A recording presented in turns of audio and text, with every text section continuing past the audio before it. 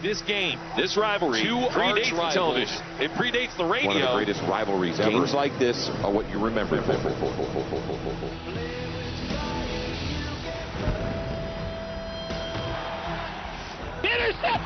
Intercepted! The Ducks have the ball! Kenny Wheaton's going to score!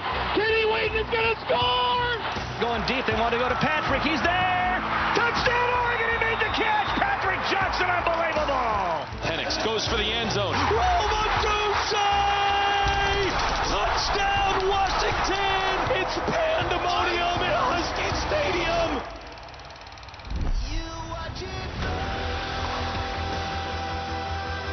Time for us to be a little bit different this week. When you operate the way of the warrior, you got two choices. You can be an ordinary man, or you can be a warrior.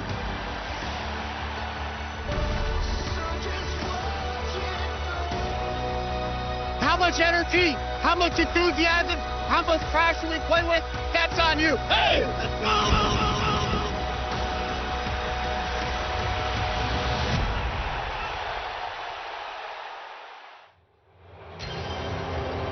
On this Thanksgiving weekend, that pretty much sets the table. On the banks of Lake Washington, we bring you into Husky Stadium for a rivalry renewed between these longtime arch rivals that goes back 125 years. No better place to end our regular season than right here. The Home Depot Big Ten on CBS brings us to Husky Stadium in Seattle, and the hometown Huskies entertaining the 6th-ranked Ducks of Oregon.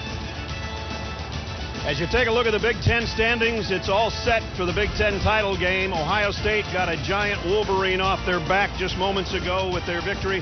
They'll meet the Hoosiers of Indiana in the Big Ten title game. Oregon right there in the 3 spot, more importantly for the Ducks, in the number 6 slot in the college football playoff rankings, and they're going to move up. Texas Tech probably will as well, with A&M's loss to the Longhorns yesterday. Welcome, everybody. I'm Brad Nessler with Gary Danielson, Jenny Dell, and Gene Steratore. Partner, this is a great scene.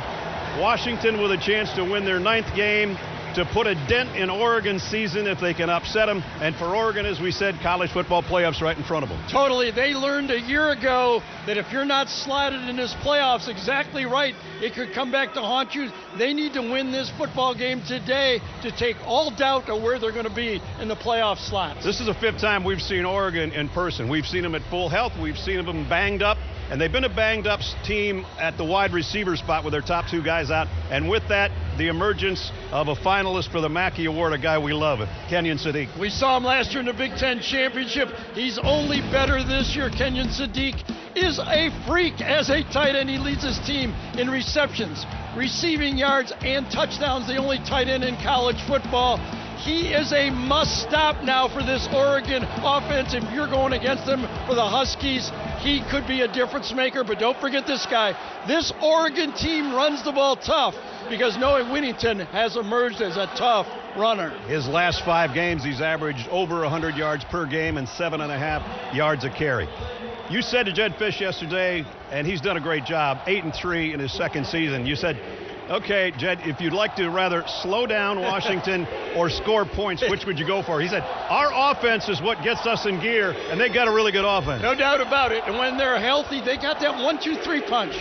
We've seen this before. When you have that combination quarterback, key running back in Jonah Coleman and Denzel Boston, if those 2, Coleman and Boston, are healthy, then Damon Williams becomes the wild card. And I'll say right now, for Washington to beat this Oregon team, Damon has to have his A game for them to have a chance to win. Well, we're going to find out. Before we kick it, though, we check in 3rd member of our team, as always, Jenny Dell. Jenny? Well, Brad, everyone in this entire stadium knows the outcome of the Ohio State-Michigan games. The Buckeyes won, except there's still one person that's still in the dark, and that is Dan Lanning. Lanning told me pregame that he does not want to know the result, even though the Buckeyes win ended Oregon's Big Ten title hopes. Coach knows someone will try and tell him, and he's shutting that down. The message here is simple. He said, stay locked into this game. He told me this rivalry isn't fueled by hate. It is fueled by the love for each other. Brad, he said the team that executes and handles the chaos, they will win today. And And for Lanning, this win, that's all that matters. Well, they have handled it well all season long. Only one setback. We saw that one to Indiana. They've won the rest. The weather, winds are calm, 47 degrees. Feels a little cooler than that to us, especially to Jenny. This is the 118th meeting between these two teams, and the Huskies have the advantage. They've won 3 of the last 4. The Ducks won 15 of the previous 17. And we said to Dan Lanning yesterday, or Jenny asked him, did you know much about this rivalry when you got the job 4 years ago? He said, I didn't know a lot about football in the West, but when I got here, I found out they don't like us at all. Well, and deservedly so. When you lose a couple championship games by 3 points to get in it, you can feel that hurt. Oregon won the toss and deferred, so UW will receive, and we're underway. Adam Muhammad will take the fair catch and will bring the Huskies out to the 25-yard line, and that means the guy Gary just said has got to have his A game, Damon Williams. He's had a lot of A games, very few B, C, or D's this year. 72%, almost 3,300 yards coming in. Yeah, and he's got great wheels, too. He does, but his first start a year ago against this Oregon team, he had a good game, 17 for 20, but he was sacked 10 times. I'm sure he remembers that as he starts this game off. And as Jed Fish said to us yesterday, Gary, did you have to bring that up? Jonah Coleman, whether he's 100% or not, he's the starting tailback #1 behind Amon, and he gets the handle. And on the first carry, gets 4 or 5. As we take a look at some of the players to watch today, Zachary Henning starting off at center, and he's going to have his hands full. Bear Alexander right now is playing his best football for Oregon. Yeah, went and watched that game tape over from a week ago. I was almost embarrassed that he didn't say enough about him. He was a dominating force in that game. Pick up a 4 for Jonah, 2nd down and 6. Play action, Williams, plenty of time, and now running out of it, and he's knocked down back at the 20. Tuioti, who had a big game a week ago in the win over USC, and he's got the sack. Yes, match that outside right here from that normal spot. Tatum, pretty good time, had enough to, actually the chip block by Coleman actually provided the angle for him to come in and get the sack on the play. I thought Willis had him stopped until the chip block changed the angles. So those 10 sacks a year ago, the first one here forces a 3rd down and 14 from the 21-yard line. Empty backfield, Damon Williams. And he's going to take off with it. Got a lot of ground to make up, and he won't get anywhere near there. Got to the 30 before Thieneman made the tackle, and it's 4th down. Yeah, if you're going to put a spy on the quarterback, deep shell, especially in long yardage, and he's in there to clean it up. He's a tackling machine as a safety. That brings out the punting unit. Luke Dunn, Malik Benson, who took one the distance last week, has got to call fair catch on this one. And so it's a 3 and out for the Huskies, and now it's time for Dante Moore to take over. You talk about great numbers between two quarterbacks. I mean, they're very similar. 73% completion, almost 2,500 yards, and 23 touchdowns total. So they'll work from the 33-yard line, just inside the 34. And already the sideline trying to get the crowd into it, and they're into it.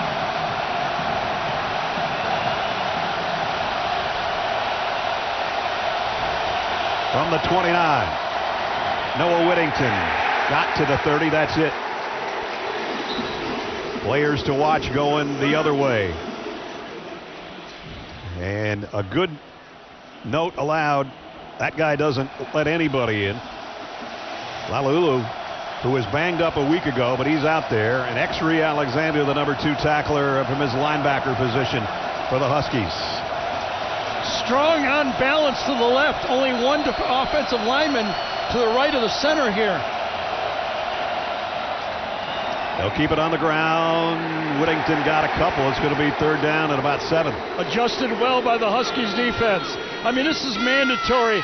If they do not stop this powerful physical run game for Oregon, Dante Moore gives them too many options from there. They must make them a passing team. Going with some tempo on third down at 7. Moore fires, sideline, got it. Man. What a throw. And it's Jeremiah McClellan, first down, Ducks.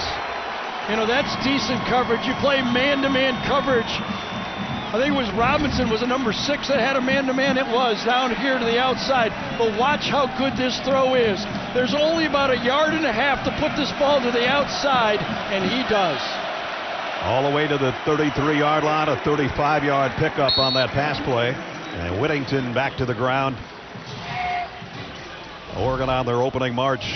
11 straight wins on the road, and we saw the one loss at home for the Huskies in the last basically 3 years, and that was Ohio State.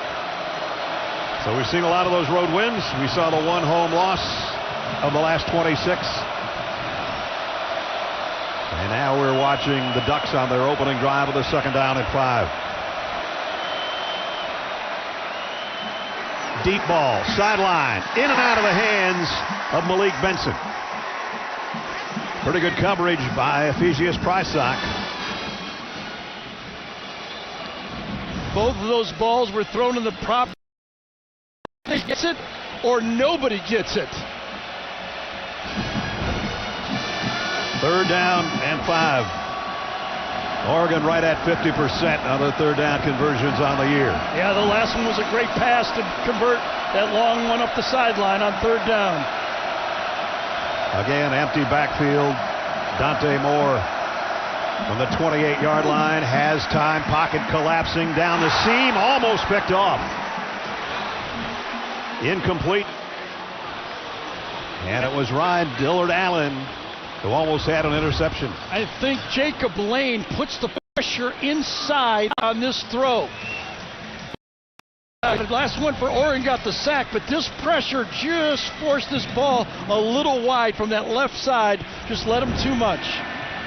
Atticus Sappington, his season long is 46. That's where he's going to try to knock this one through from to give the Ducks the early lead. And he's got it. Sappington right down the middle. So good opening drive for the Ducks. Huskies will have it for the second time on offense when we come back. Hit every highlight with CBS Sports HQ, streaming free 24/7. Download the CBS Sports app to watch today. You can catch Gary joining the HQ team after our game here in Seattle. Mount Rainier in the backdrop. Yeah, if I was going to build a football stadium, I might pick this spot right here. Yeah, that's a pretty good spot. Yeah, nice lake. You can look at there. You can look at Mount Rainier. You can look at the lake. Not bad at all.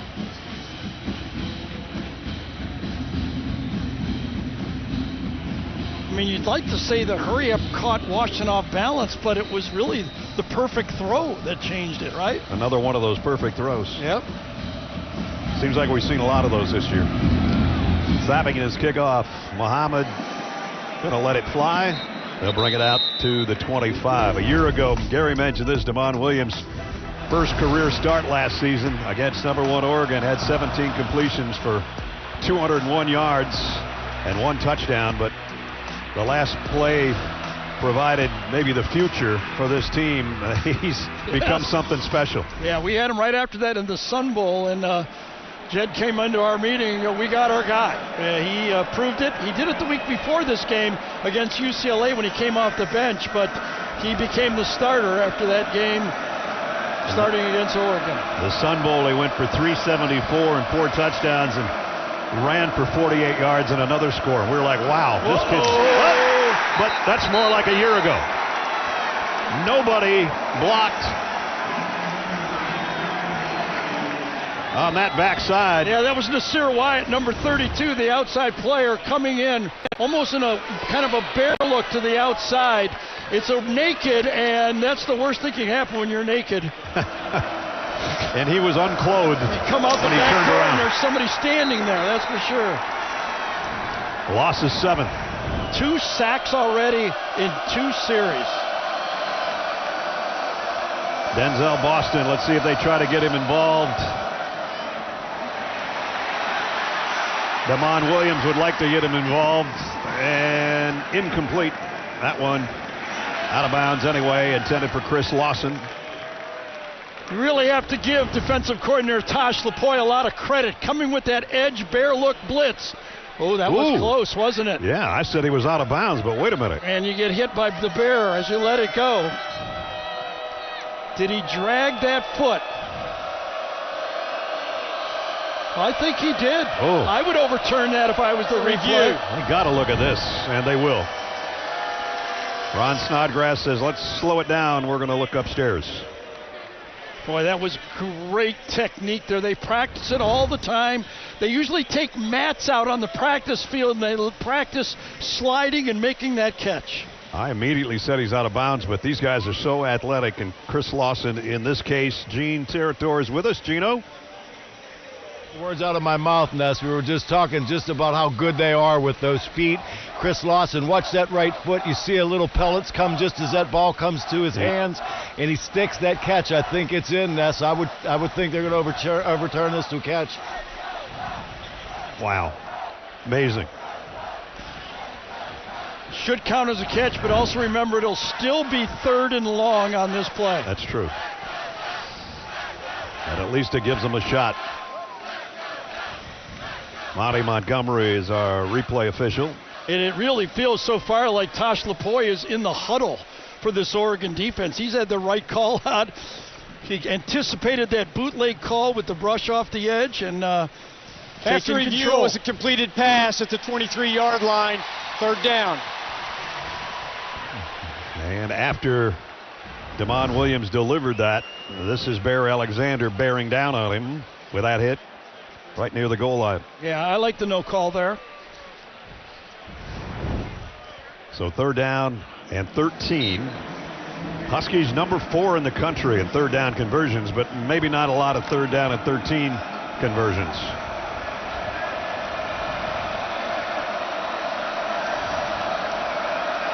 They've got to get to the 35. Williams look to the right now, scrambling for his life, and throws it away.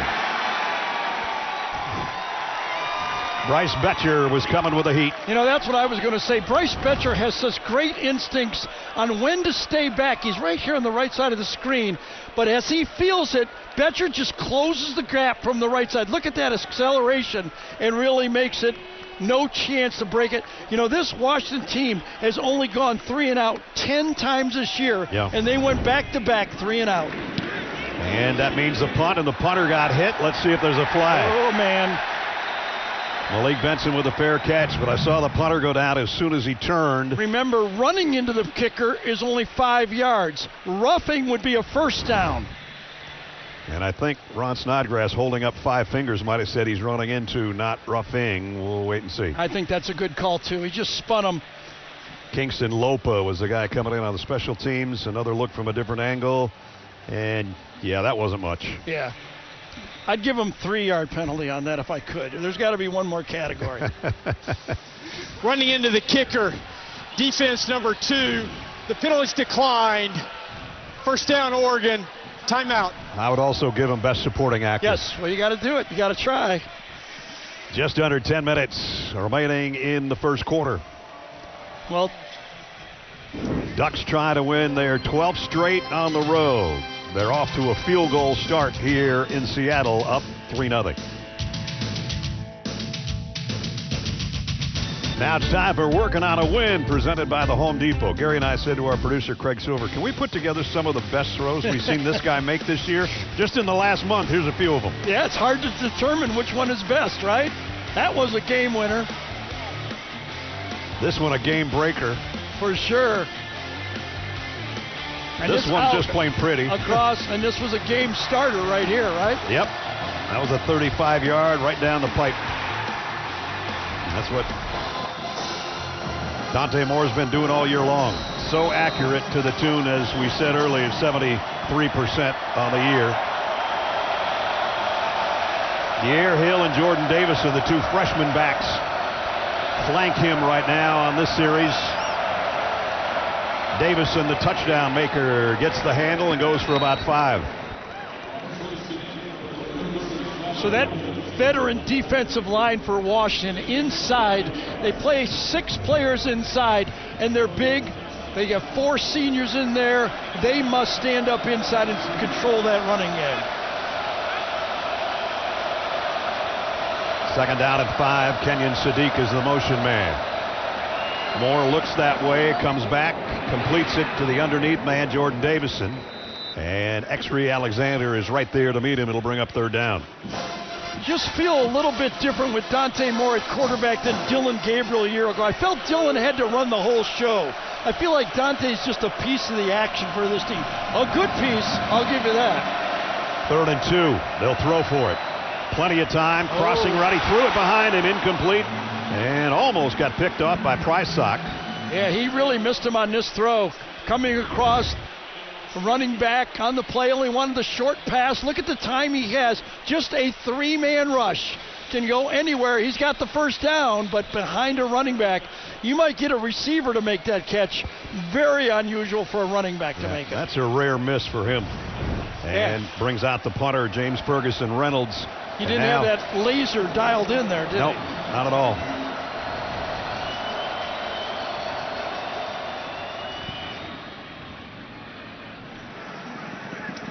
Taken by Roebuck at the 14. He maybe leaned forward for a yard. That's it. But so far the Huskies haven't been able to do anything on offense. They'll give it another try when we come back. Tomorrow you can count on another NFL on CBS doubleheader featuring games shaping up the playoff race. Early slate highlighted by the Texans Colts. Then later we'll be in Pittsburgh for a key showdown between the Bills and the Steelers. All starts at noon Eastern. JB and the guys on the NFL Today. And you can start early with us on NFL Today Plus. You can always count on Sundays with the NFL on CBS and streaming on Paramount Plus. You know, Ned, Jed Fish has to look at this 2 3-and-outs. He gave the ball on 1st down to Jonah Coleman on the first play of the game. Gained 4 yards. Since then, he hasn't touched it. It's been in the quarterback hands. I think with 2 3-and-outs, he needs to go back to Coleman or the running back, whoever's in there. And they don't want to get in 3rd and 14 and 3rd and 12. Those were their first 2 third down situations. Adam Muhammad is in at tailback.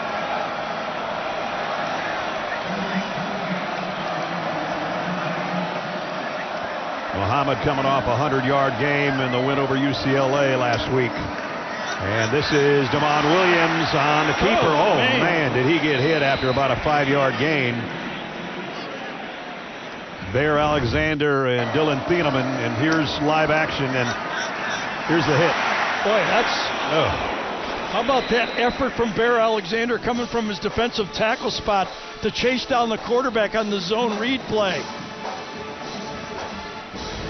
Bear Alexander started his career at Georgia, then to USC, and now to Oregon, and he's playing his best ball. They used to say he was full of potential, and my good friend Jerry Ray used to say potential's a French word that means not worth a damn yet. He's worth something now. He sure is, and Coach Lanning was talking about him, that he has emerged. You're going to wonder if Thieneman is going to be taken off the field just to see if he's okay. Yep. And he's got his helmet off, and that's what's going on the sideline right now. Part of that collision on this hit. He was being blocked from behind. He took it right on his right shoulder. So a pickup of 6, and now under center. And Muhammad on the outside. Muhammad, a big gainer. Well, there's no doubt that this Washington team needs to establish the running game. They did it on 1st down on a zone read. They can't keep going back into the pocket and getting negative plays. Look at this blocking up front. Carver Willis, the left tackle, gets out and gets the key block, so he got more than just an 8-yard gain. He got the big gain. Adam picked up 22 on that one out to the 43-yard line. So a 1st down, and now the Huskies have something to work with. Williams again under center, and the stretch play to Muhammad. And Muhammad leaning forward, taking some tacklers with him. Yeah, they have to keep this Oregon defense honest. You know that Oregon has said, we want to stop the Washington quarterback, running the ball, throwing the ball. They must establish something else for Oregon to defend. Thieleman's back in there. So apparently he's okay as we worked our way under the 7-minute mark. First quarter, Oregon by 3. The Huskies driving here as they near midfield for the first time today. Devon Williams, swing pass out to Muhammad, made one man miss, and he gets the first down and then some. Boy, he has come out looking fresh. He has. Adam Muhammad is also comes from that Arizona tree Jed was recruiting, ended up bringing him here, and he has emerged more snaps with the nick to Jonah Coleman. He has not been able to play as much lately with that left knee problem.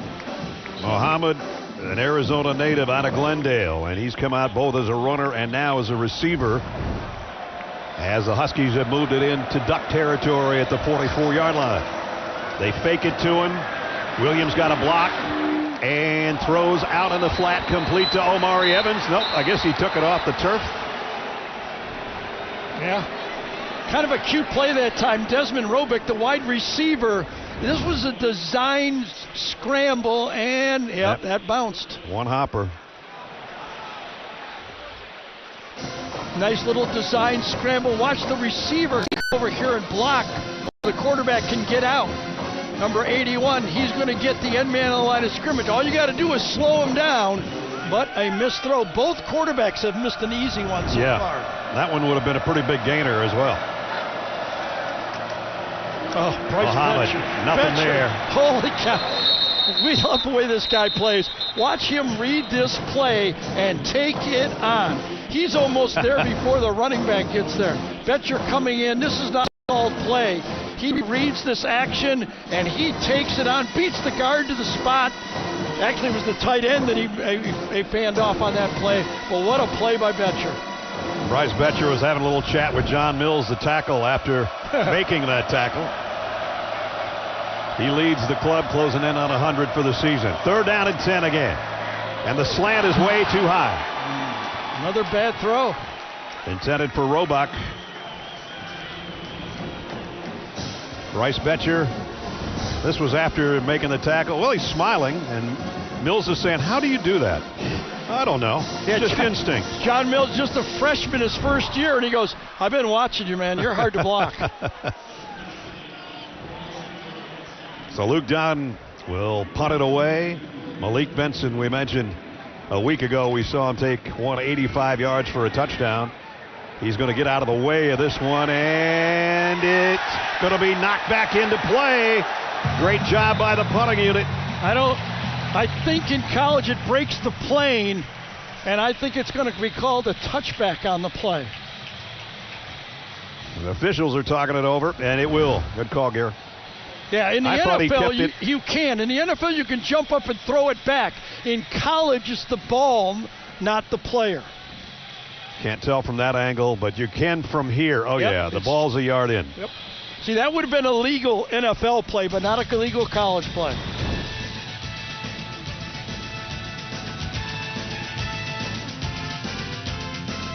We go to Knoxville. First ever meeting with Vandy and Tennessee, both ranked, and Tennessee strikes first.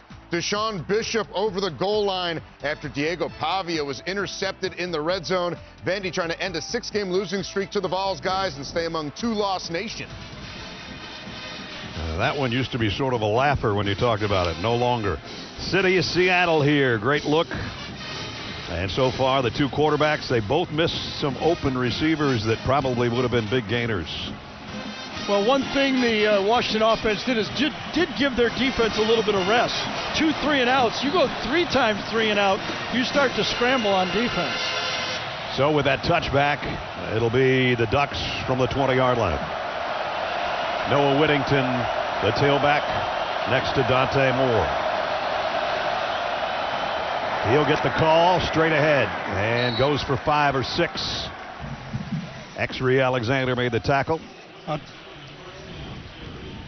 The 3 running backs that Oregon uses, the veteran and Noah Whittington, 7.7 a carry. Jordan Davison, 13 touchdowns, the touchdown maker. And then you got De'Aaron Hill as well. This throw, Sadiq had a hand on it and couldn't hold it. That's not a penalty marker. That's somebody's mouth guard. And Prysock in the coverage. I think on this play, Prysock knocks it out at the end. He might have bobbled it and caught it, but oh my God, they had each other covered as good as you can. Did he hold his right arm? Because yeah, it looked like it. Yes. Or Sadiq was holding off Prysock, one of the two. With those guns of Sadiq's, it's hard to tell if anybody could hold his arm down or not.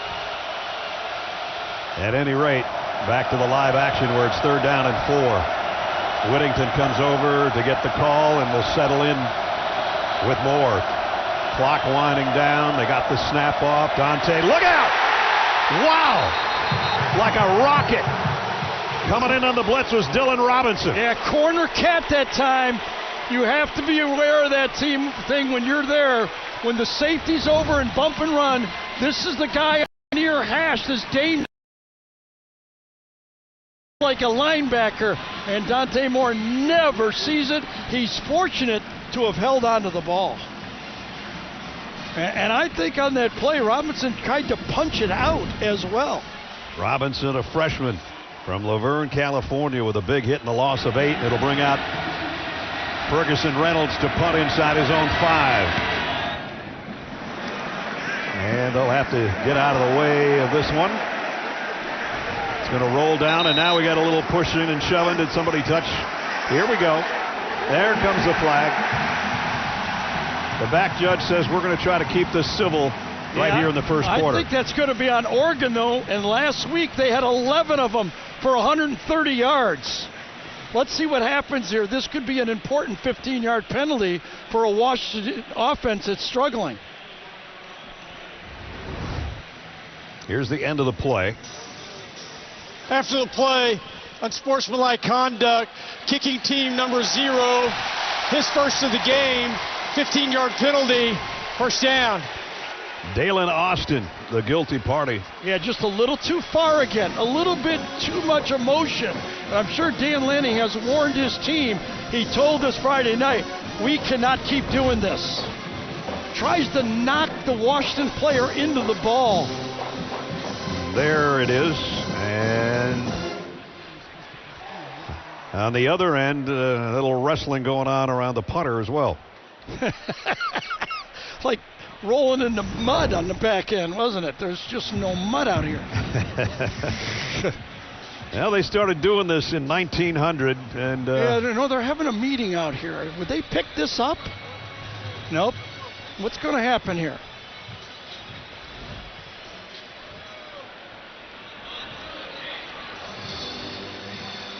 Mark off 15. They're going to do it from the 41. All right, so it's going into Duck territory. They'll put it down at the 44-yard line. Dan Lanning said some of those penalties last week I didn't agree with, but my guys lost their cool on some other ones, and I did agree with those. That was a silly one. He tried to do something a little bit too much and put the referees back into the game.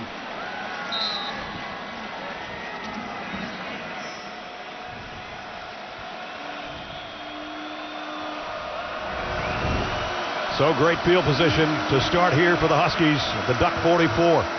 Adam Muhammad straight up the middle, and he blasts his way for 10. Well, let's give some attaboys to that offensive line up front this time. Going right at this defensive line. Good job up front from Zachary Henning. Center in this game, playing for Landon Hatchett. It's his 3rd start, doing a good job. That was a key block by the center. He was one of our players to watch, and we just watched him open up a gigantic hole for his tailback, Adam Muhammad. He got 9. They don't give him the first down. It's 2nd and 1. And he's got the 1, and he's got about 10 more. Well, he is explosive, is he not? Thieneman finally brings him down. Great size, 220 pounds, 6 foot. Great feet, good blocking again to the outside. How about the receivers downfield, making sure they stay on their guy to the outside. A second time Desmond Roebuck, number 81, has had key blocks. Jonah Coleman on the sideline. He started the game, but it's been Muhammad that's warmed up the ground attack for the Huskies down to the 21-yard line. He got 14 more on that last carry. Play fake, pump fake, and to the end zone. Intercepted at the goal line. Picked off by Jaden Kennedy. Boy, I tell you, Jed, things are going well. Tried to get a gimmick play. It was out and up. Kennedy right there, who had such a fantastic game a week ago against USC, and Makai Lemon comes through for again. Very aware football player, knew that he had a linebacker isolated on the play, and he helped out just like a safety should. Dan Lanning said so instinctive, so smart. Kennedy, who had an interception a week ago, he's got another one at the goal line for the Ducks here, preventing a touchdown. You know you got the matchup you want with the linebacker on the receiver. That's their number one receiver in Boston, but you got to find that safety. Only the 7th interception by Damon Williams, and a great play by number 22. And it gives the Ducks back the ball at the 20-yard line. Jabari Johnson, a tight end, joins the backfield group. He's going to be the lead blocker. Nope, he is going to be the lead blocker for Dante Moore. And a good run, positive yardage. CBS tomorrow, don't miss a moment of the action in the #1 show on television. Justin Hartley stars in an all-new Tracker tomorrow on CBS. One more point on that interception for Damon Williams. That's his first interception in a home game. Came into this game with 171 straight throws. First home interception.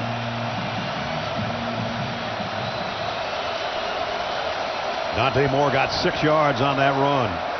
2nd down and 4. The pistol set. Noah Whittington behind him. Noah gets the candle and got about 3. So we're down 2 minutes remaining in the first quarter. Another 3rd down, but 3rd and short here. De'Air Hill comes in to join the backfield group for Oregon.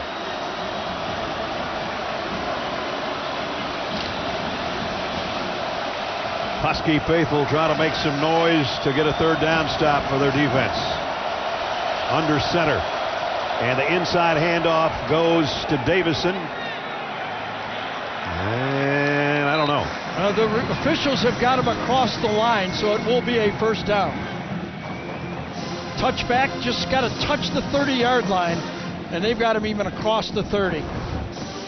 He didn't need much, and he didn't really get much, but he got enough. He actually got a favorable spot, did he not? That was really close. Yes. I mean, he might have got to the 30, but he didn't get past it by much, that's for sure. They're going to spot it at the 31, as Gary said. I think that was pretty gracious of them. Little hesitation by Davison, and again, he has to struggle for a yard. The Husky defense doesn't give much on the ground. They give up 103 yards a game, which is in the top 20 in the country. Well, when we were talking to Ryan Walters about how many tackles these running backs for Oregon breaks, he said, yeah, we got to center up our tackles, but we have to swarm the football, and they are on these runs.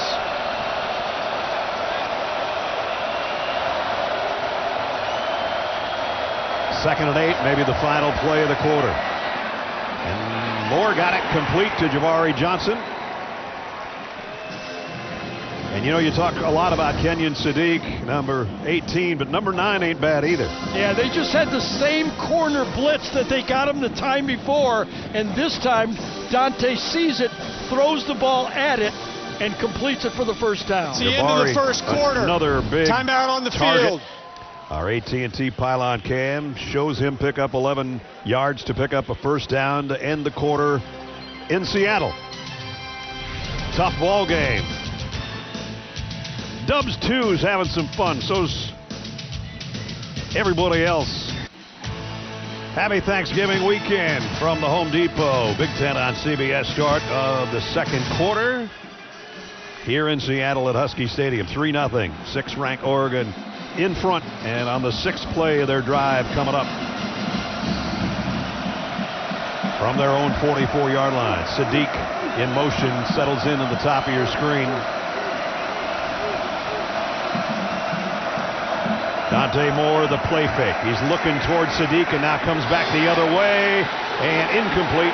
Broken up and a flag comes in. Prysock is going to be called for pass interference on Malik Benson. Yeah, Malik Benson beat him clearly, and nothing Prysock could do but to take the interference. He knew he was in trouble, couldn't see the ball. It was underthrown, so that put Prysock in a tough position. But defense, number 7, 15-yard penalty.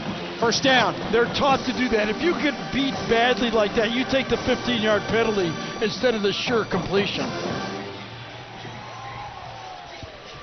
So that moves it to the 41 of Washington. First down. Jordan Davison remains the setback. Dante Moore has a look at that Husky defense.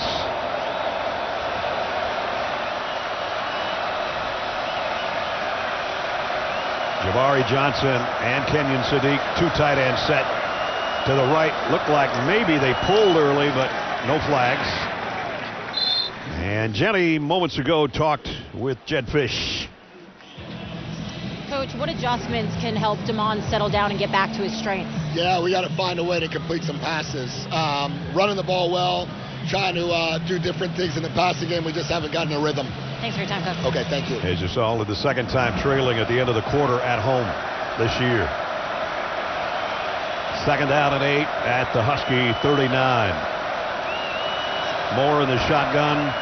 Quick drop, quick throw to the outside. It's Sadiq, but it's only about a 2-yard gain. Nice coverage on that side by Vincent Holmes. Yeah, I think you'll concede that type of throw to Kenyon Sadiq on that second down play.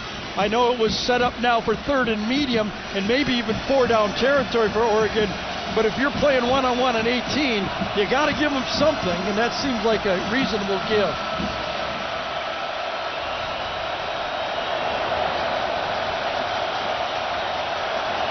Crowd getting in Dante Moore's ear as he tries to let his offensive line know what he wants on 3rd down and 5.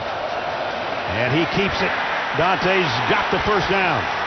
Slides past the 30, and he can move the chains. There's no way you can overlook the way that this guy Dante Moore can read the cover. When Kenyon Sadiq downfield blocking, he does not want to run the ball, but he will. I was just going to say, you said to him kiddingly last week, you were going to say you like running? Not really. We've been together too long. I could tell you wanted to say the same thing. First down, just inside the 30. Has time. Side. Oh, that one just came out of his hands funny, and a little shoving on the edge, incomplete. Looked like maybe did he try to pull that back or what? Yeah, I don't know. I think it was in the vicinity. Home run ball to Sadiq on the play going down on him on the play. They're not going to let number 18 get downfield for an easy one. Almost 3 players covering him on the play. That's where I think they wanted to go with the football. Maybe he just slipped setting up to throw. I don't know. Oh, yeah, he did. Yeah, he did. But, you know, he wanted to go to Sadiq, and when he adjusted, didn't have his feet under him.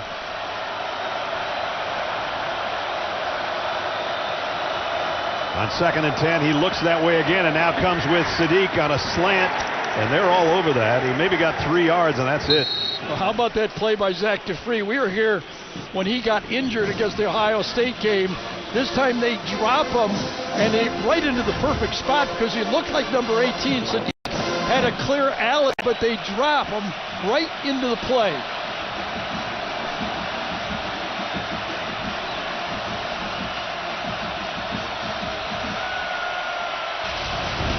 Another 3rd down.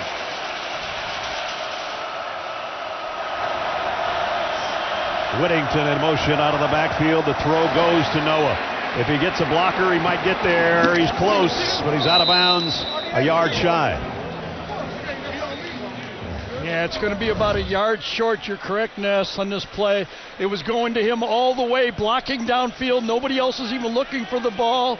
And right at the end of the play, good job just getting off the block and keeping it for a 4th down play. 4th down and a yard. The Ducks are 12 out of 19 on the year on 4th down.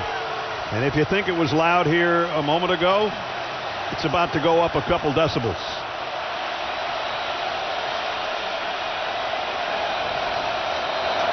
Whittington didn't get it. I think Lanning took a timeout on the play. Oh, I don't think so. I think they're calling it. I think Dan Lanning ran over there. Oregon, they're first. It's a 30-second timeout. And it's a good thing he did. If the play continues, they're short. Yeah, I don't think they were in the formation that either Will Stein or Dan Lanning wanted on the play, and you're right. They would not have made it, so that was a big timeout for the head coach. And Noah almost dropped it, too, right there. Yep. Had it on his hip. You know, that's the second slip so far. Dante Moore on the throw, and I thought that Noah slipped on that play. You saw the head linesman get that timeout call before the snap. So it'll be 4th down and 1 again. One note about this Oregon offensive line, they're all back and healthy. They were nicked up. Isaiah World is back playing at left tackle. Balaulo's in there. Harkey's in there. They got their regular lineup in the offensive line. Yeah, we saw him have to shuffle things a lot against USC last week, and there's Pancho with a big smile. He's like, we're coming at you on 4th and 1, guys. This is the 12th play of the Duck drive.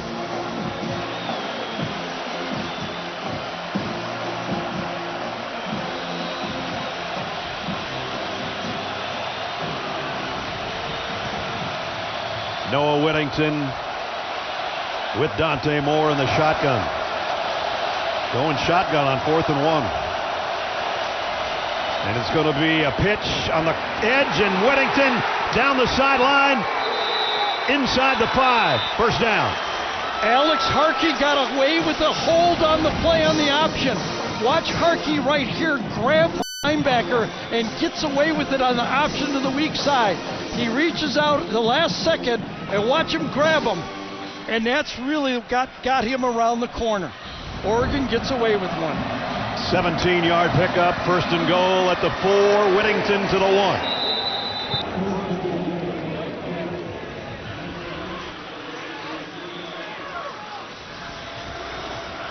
And now they're going tempo at the 1-yard line, 2nd down and goal. Noah Whittington, no, it's going to be Dante Moore. Touchdown, Oregon. So 2 runs on that series by number 5, and the second one goes for a touchdown. Well, he's reading Zach DeFree, number 5 on this play, and when DeFree crashes from the outside, right around, he just keeps it. He doesn't want to make that tackle from behind. You got to keep that ball and just force your way into the end zone.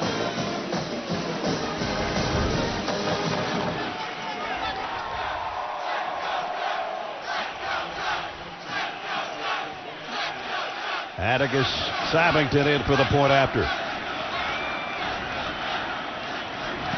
Up and good. DeFree thought he had the guy, and all of a sudden, he didn't have the ball. He doesn't run it much. The first time he's run it to the end zone. That followed the interception. They went 80 yards in 14 plays. That started it from the 20. And then Dante Moore has not been in the end zone with his legs this year. He got that one, and then he got another one for the score.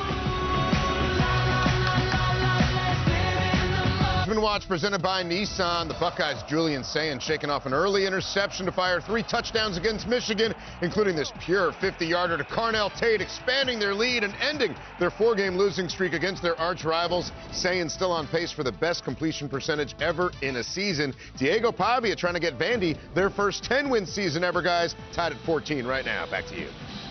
All right, Zook, thanks. Here it's 10-0 Oregon.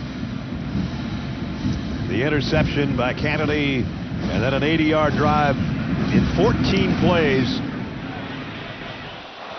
And this kick, that's a live ball right now from the 11-yard line. Adam Muhammad still going. And he's all the way out to the 45-yard line. That looked like disaster all the way, didn't it, for a while? It was a knuckleball. wasn't fielded cleanly, then almost fumbled, and then all of a sudden, he's going for it. He's going, okay, here comes the ball. Wait a minute. Hit me in the face mask. And then he goes 34 yards after that. And then he accelerates. Look at that. Woo. So good starting field position. Well, Jed told Jenny, we need completions. Right now they sure do, because Damon Williams is 2 out of 6 for 13 yards and an interception. Yeah, against UCLA last week, he started out 8 for 15 for 55 in the first half. So they'll keep it on the ground. 4-yard pickup by Jonah Coleman. Seems like an important drive to me for Washington right here. They got to put on points on the board. The defense has done a decent job. I know it was a long drive right there, but they've been out there pretty long. Only 17 plays for the Washington team so far. Coleman dropped for a 3-yard loss. The first hit by Brandon Finney. Yeah, the true freshmen were hard to call him true after you played this many games. Yeah. Finney, one of their elite players to the outside, refuses to be blocked. He was almost on a corner blitz that time. Shook off the block from DeGraff and made the play. Yeah, here's another 3rd and long. Their third downs today have been 3rd and 14, 3rd and 12, 3rd and 10. And they're over. Yeah, they're an over.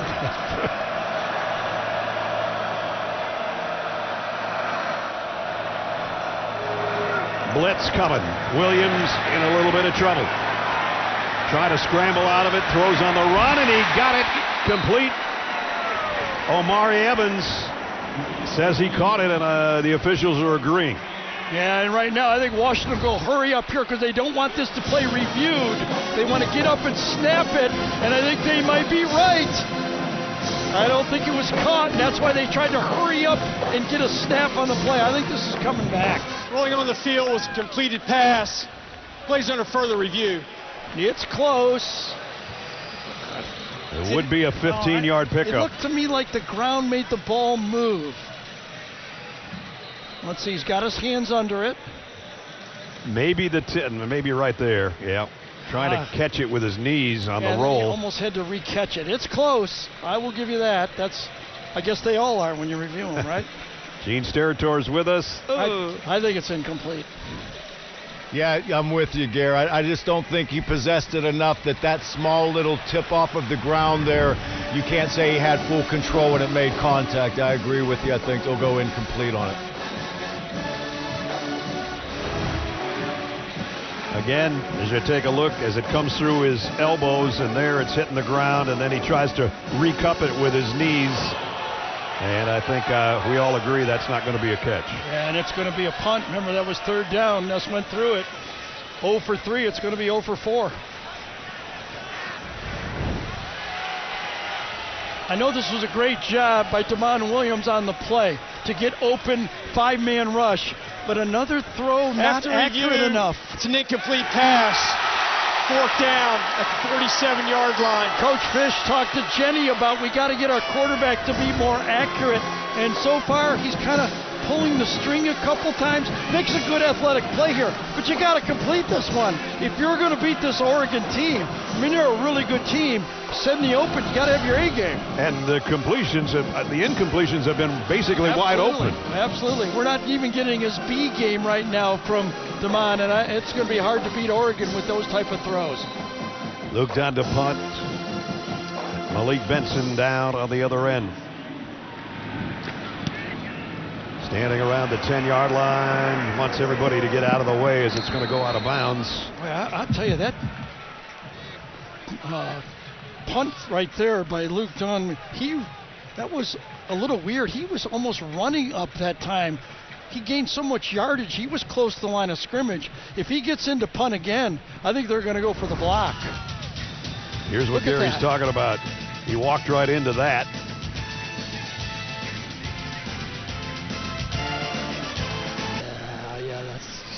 That's 10-0 Oregon.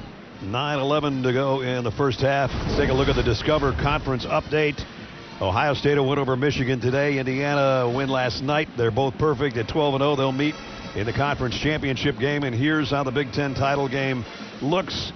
High-powered offense, 44 points a game, second in the country against a defense that doesn't give you anything. It's going to be fun. Yeah, and you know, I would assume that even the loser of that game will still be in the top 4 after the game if it's a good football game. Ducks take over at the 24-yard line.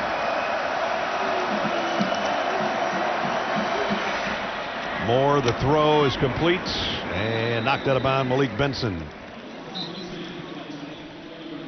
A little more chatter going on after the play. You can really see the trust that Will Stein has in his quarterback. Dante runs him out on first down. Got a deep ball, not there. Save me. Give me a 5-yard gain, and he did it. Second down and 5. Pierre Hill, the tailback. A pitch to him. Broke one tackle, heading to the sticks, and looks like he's going to have a first down. Ephesius Prysock knocked him out of bounds, but he picks up the first down. Yeah, you talk about broke one tackle right there. The big three, the 3 running backs, have gained 650 yards coming in this game before contact, but 1,010 yards after contact. That's how hard it is to bring all 3 of these guys down. You saw Kenyon Sadiq leading the way with a block out in front that picked up the first down. Sadiq is down to the bottom of your screen. It's going to be on the ground to Hill. And Hill, wow, coming in a hurry to make the tackle is Rylan Dillard Allen, only about a yard gain. Yeah, he rotates in at safety, the true freshman, one of 3 inside safeties, and wrap him up, and he did exactly that coming from the secondary. Approaching the midway point of the second quarter.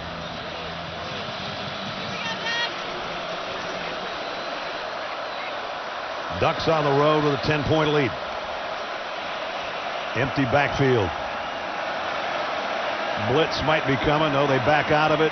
Dante Moore down the seam, complete to Jamari Johnson, and a first down. Yeah, you got to make sure that these dropping defensive ends, this time it's Jacob Lane, number 48. He's going to drop into the middle this time, but look at just enough loft over the linebackers before the safeties. All the good quarterbacks can make that throw. Now the sidearm out to Sadiq with a stiff arm. Got tattooed out of bounds after about a 6-yard gain. These 2 guys are both trouble, number 18 and number 9. Sadiq, more of a giant wide receiver. Jamari Johnson, 6'5", 257 pounds. Here's the All-American Mackey finalist. Yeah, give a little heads up there for Malik Benson, the wide receiver, doing his job and clearing it so you don't get hit just to catch the ball. Now Dante Moore under center on second down and 5 with Noah Whittington, the tailback, from the 40-yard line of the Huskies. Whittington, first contact, he bounced off to pick up a couple. We're talking about the finalists for the Mackey Award, which goes to the outstanding tight end in the country. Kenyon right there. Leads the 2 for Baylor and Vanderbilt.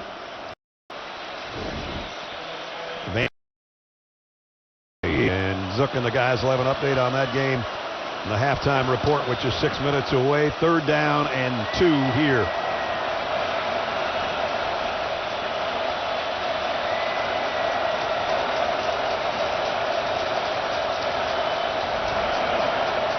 They fake it to Jordan Davison. Moore in trouble, a lot of trouble. Almost had the ball knocked out of his hands, and they drop him for a yard loss. Boy, 3rd and very short. You think that they're going to go 2 cracks at the first down, but Will Stein says, no, I want the home run. Goes play action pass. He had the deep ball, but Durfee got in there just enough. He had the deep ball down the left sideline. 4th and what, 3? Yep. They wanted a home run on that one. Now they're going to have to try for a triple. 4th down and 3.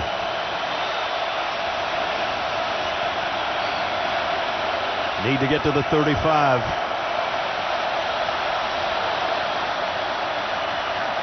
Moore fires wide open. Malik Benson, first down, Oregon. Well, it was not the most aggressive defensive call.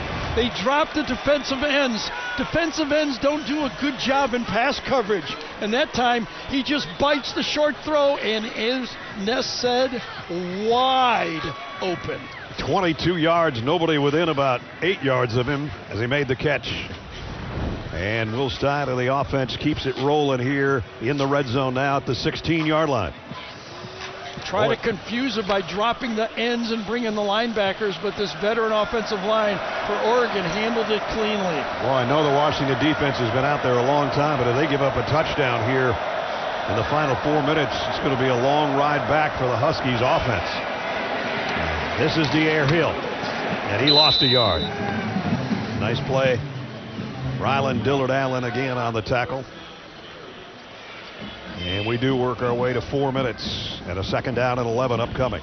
Yeah, you just get the feeling with this hot Dante Moore attack and the protection he's getting up front that, all right, stop with the run. We'll just go to the passing game if we have to. That's what I was saying about the Washington defense has been out there a long time because Oregon's had it over 16 minutes. Yeah, Washington with 3 3-and-outs and in a 3-play drive that ended in an interception. Second and 11. Jordan Davison, maybe 3 there. And it'll bring up third down. Yeah, this might be the biggest play of the half for Washington right here. They got to get a stop. Jed Fish knows that his defense is gassed. He's going to take a timeout. We'll be back in 30 seconds. Big third down coming up for both teams. Back into Husky Stadium here in Seattle. Late stages of the second quarter, and the Ducks on another long drive. 11th play coming up. Started cold and has warmed up. Dante Moore. 3rd and 8. Can the Huskies defense get a stop? Force a field goal. Moore fires, end zone. Did he catch it? Sadiq caught it, but I think he's out of bounds. And he's hurt on the landing. Did he land on the football? Laid out? I think he did land on the football and took the air out of him. And I think both his elbows are out of bounds, weren't they? Yep. I don't think he got anything down. First thing that hits is his elbows. Makes the catch. And hopefully just knocked the wind out of himself on that landing. A great layout by number 18. So close, but out of bounds. They'll check on Kenyon Sadiq, and hopefully he'll be all right. We'll be right back. Hey, Adam Zucker here in New York. Coming up on the Geico Halftime Report, get you caught up on the best of today's action, like the in-state fun going on in Knoxville as Vanderbilt tries to get to 10 wins for the first time ever, but the Vols are rolling right through them. Deshaun Bishop with his second touchdown run. Diego Pavia has thrown 2 picks, 21-14 Tennessee as they try to get to 9-3, guys. All right, Zuck, thanks. Kenyon Sadiq came off under his own power. He was holding his stomach. Even his muscles have muscles, so there's not much there except that football that's pretty hard that he landed on, and he's going to be all right. Atticus Sappington tied his career long from 46. He's going to try this one from 32 yards away to make it 13-0.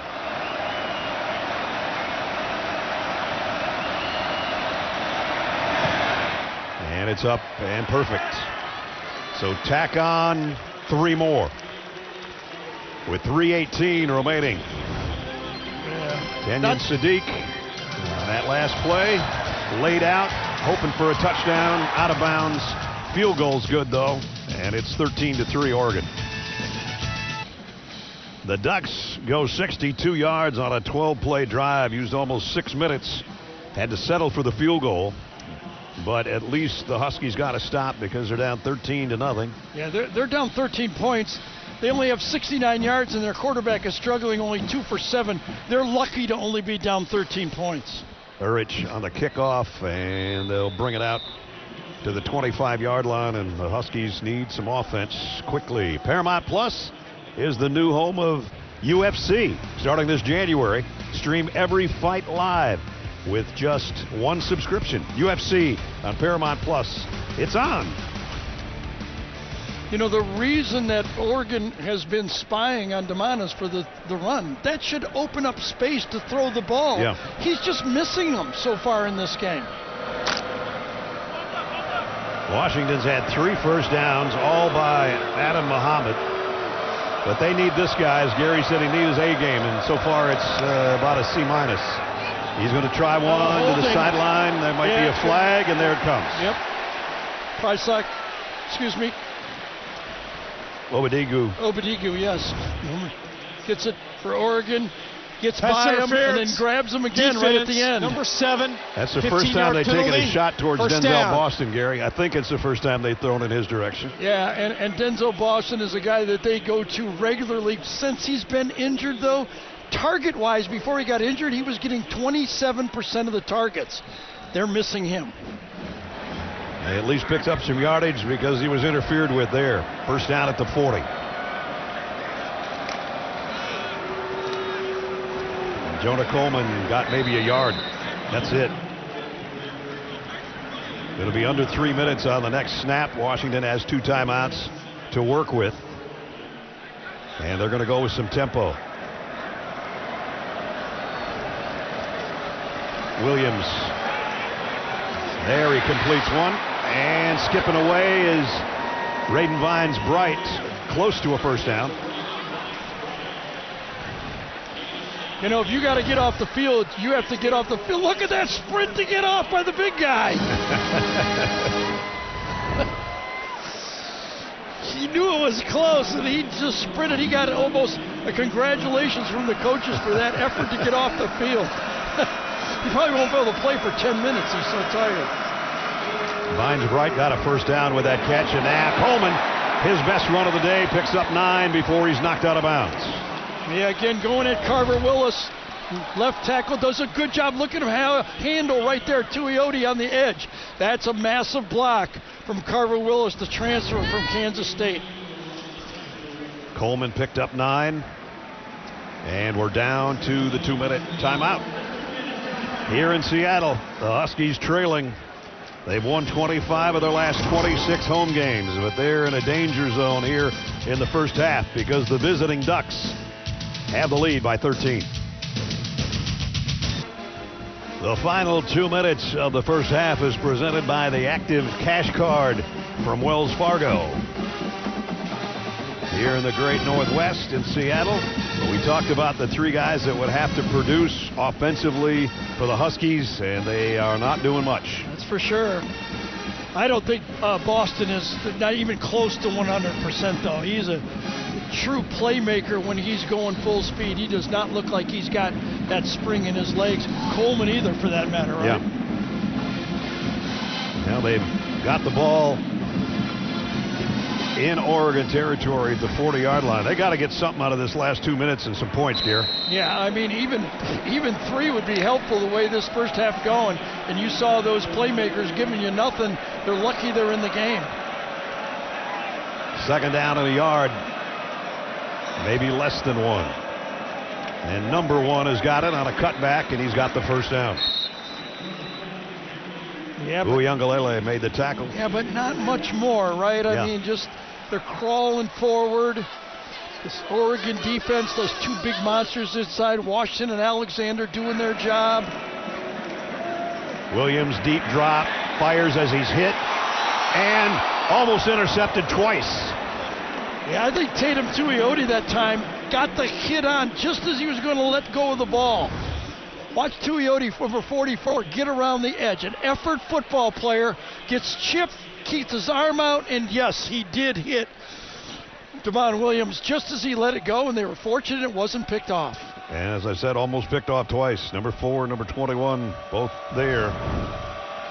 Brandon Finney and Aaron Flowers both got a hand on that one. Second down and 10. Quick throw to the outside, wide out screen, and dragged down from behind Omari Evans. And it was Jerry Mixon who made the tackle. Tell you what, if Jeremy doesn't make that tackle, that's a bigger play. Thieneman was there too, I guess. I know, but as the coaches talked about him, that Mixon just has great instincts. You noticed it last game we played.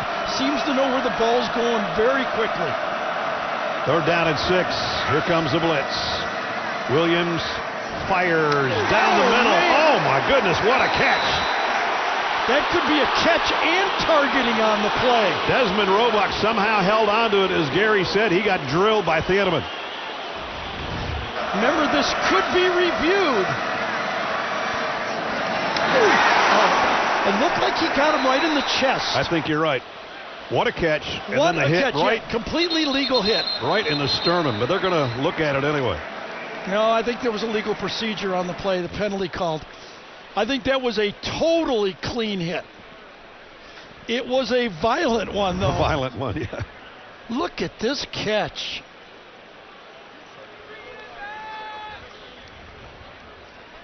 False start after finally picking up a nice first down on that stretch out. And Thieneman knew just what to do. Put the shoulder right in the sternum. He had over 100 tackles both years at Purdue. And Illegal that's one snap. of several here today Offense for him. number 58. The penalty includes the option for a 10-second runoff. Oregon has declined that runoff. First down. First down at 15 as they decline the penalty. Zach Henning with the illegal snap, number 58. He's the backup center, but this is his fourth start in a row. Williams out in the flat. Coleman. Jonah broke one tackle, spins his way inside the 20. Yeah, that might be the best throw that DeMond has made. He gave Coleman the ball so he could catch it and gain yards after the catch. Not a hard catch at all. If you put him there, they'll grab him. Finally in the red zone of the 19-yard line. Clock running at 40 seconds. Williams slant. Got it. Complete.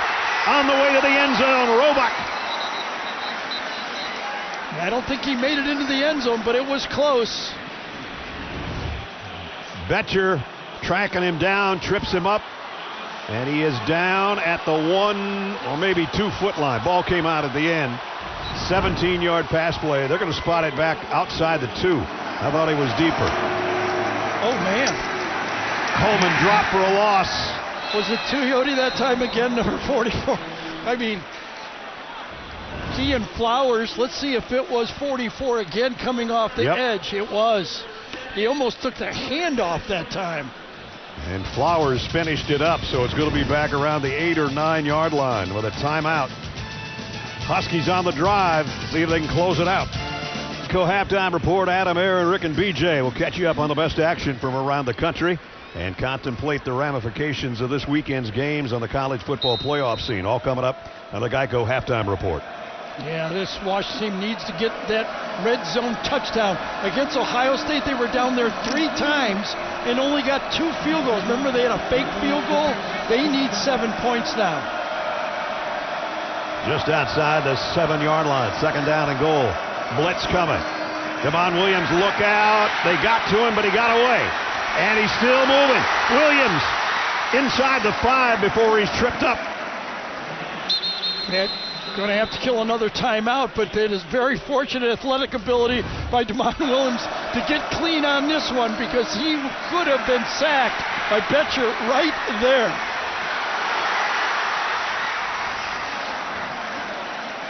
At the end of the play, if DeMond keeps his eyes up, when you start to scramble, he reverses fields, and you look up, and he could have had him, but you're running for your life. That's a hard one to be critical of a guy. No doubt. So the Huskies are out of timeouts. It's third down and goal. They put it right at the 3-yard line. So here's the play on this one. You got to throw the ball into the end zone because if you don't make it, you've got to get 3 points out of the drive. If you run the ball or throw it short, you risk not getting another playoff. This is one of those spots where you go, do you have your best 2-point play throw from the 3-yard line? I think you're right. You go right to your little package there. 12th play of the drive. You can't get sacked. You can't get dropped in the field of play. And he knows that better than anybody.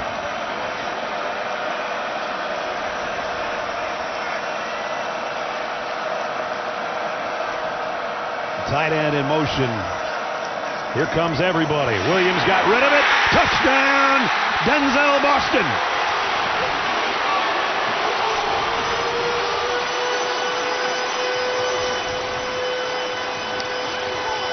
Boy, do the Huskies need that one. So you got to think 2 things. You got to think your best play, and you got to think your best player. And on that one, they put it together. as Boston could have come inside with the pick. And I'll tell you, Williams barely got this off because Jerry Mixon, the linebacker, came clean. Nobody touched Mixon, number 54, and they still got it off. I don't know how he got that much on that football. I know, because he got tattooed. Grady Gross in for the point after. Nobody touches Mixon, and Washington is back in the football game. Devon hangs tough, got buried, probably never saw the touchdown until right there.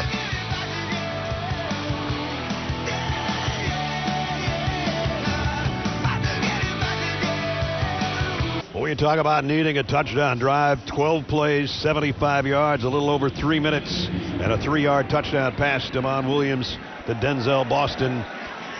And now Noah Whittington's going to take this from the 1-yard line. And he's met at the 20, rolls out maybe to the 22 with 5 seconds remaining in the half.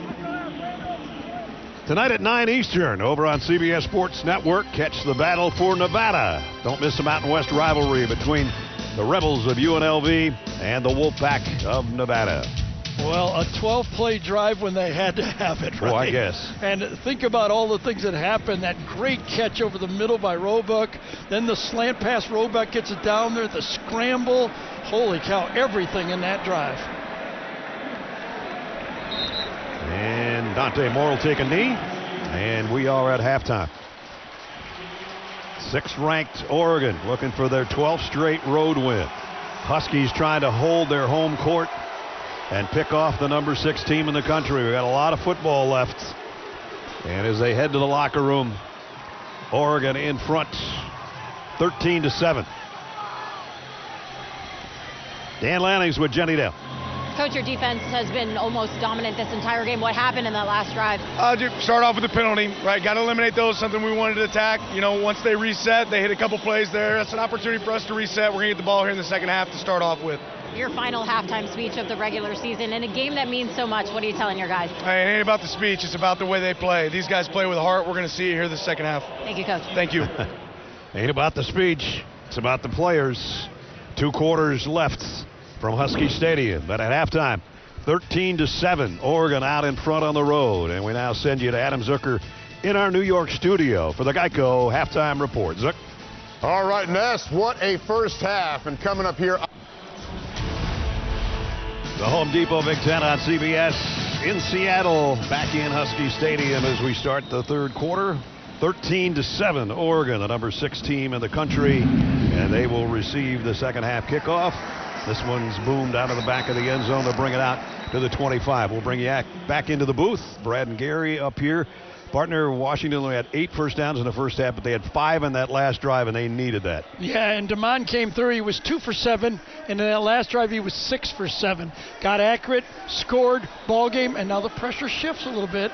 Oregon says, ooh, they're here. We've got a big ball game. Dan Lanning told Jenny going to the locker room, we get the ball first, no problem. We'll just take care of business and get back to what we did early. Let's see if they do. First down at the 25.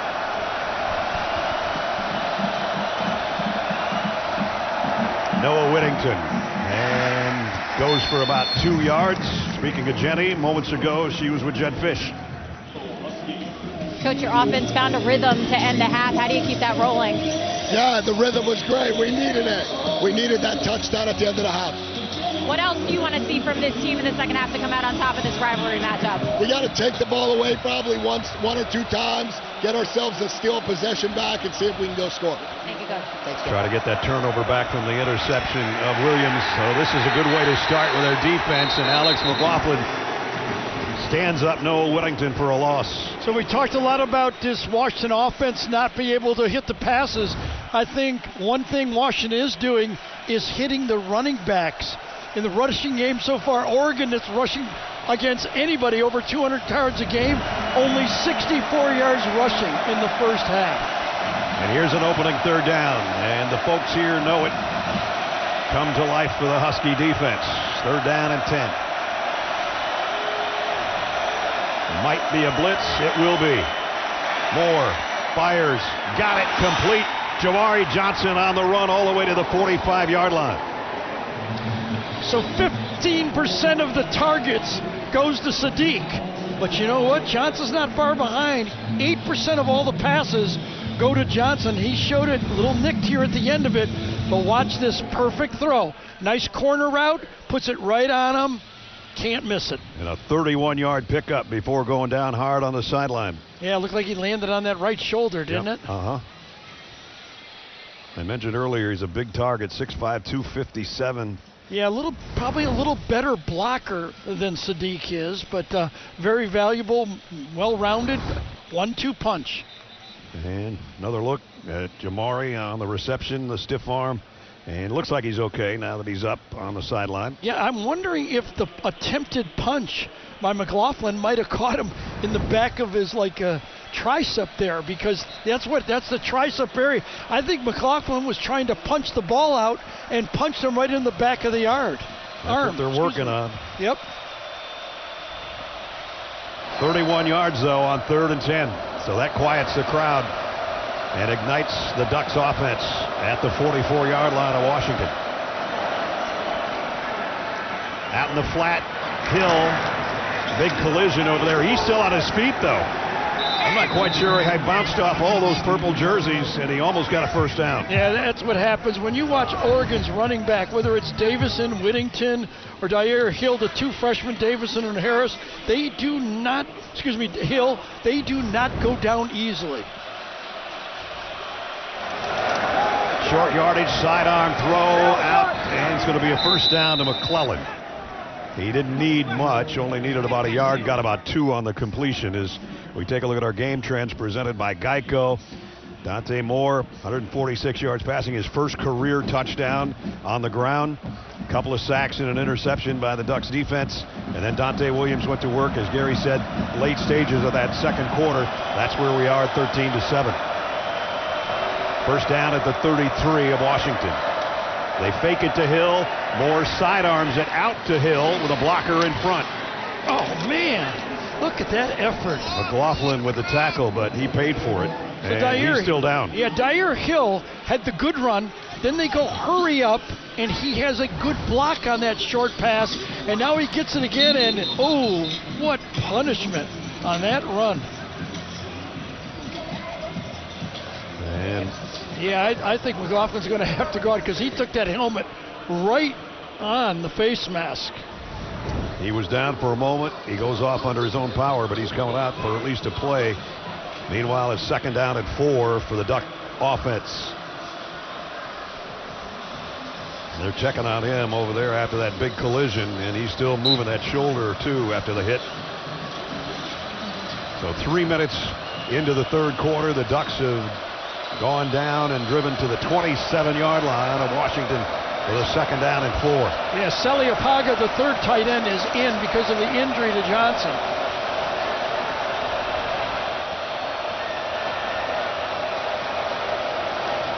Jordan Davison, right side, behind some blockers. I think he's got the first down, or he's very close. Antonio Thompson made the tackle.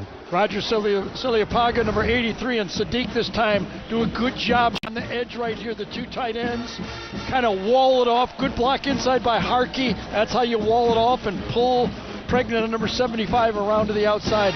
Very successful play. Got just what he needed. They moved the sticks. That's first down at the 23. This is the opening drive, 3rd quarter for the Ducks.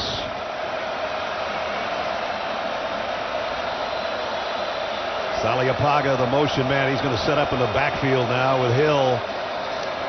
And it's going to be the keeper by Dante Moore. Picked up maybe 3.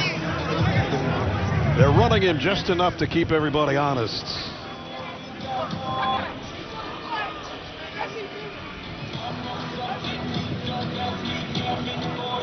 Dan Lanning, unbelievable job in his 4th year, 45-7. But he's 1-3 against Washington.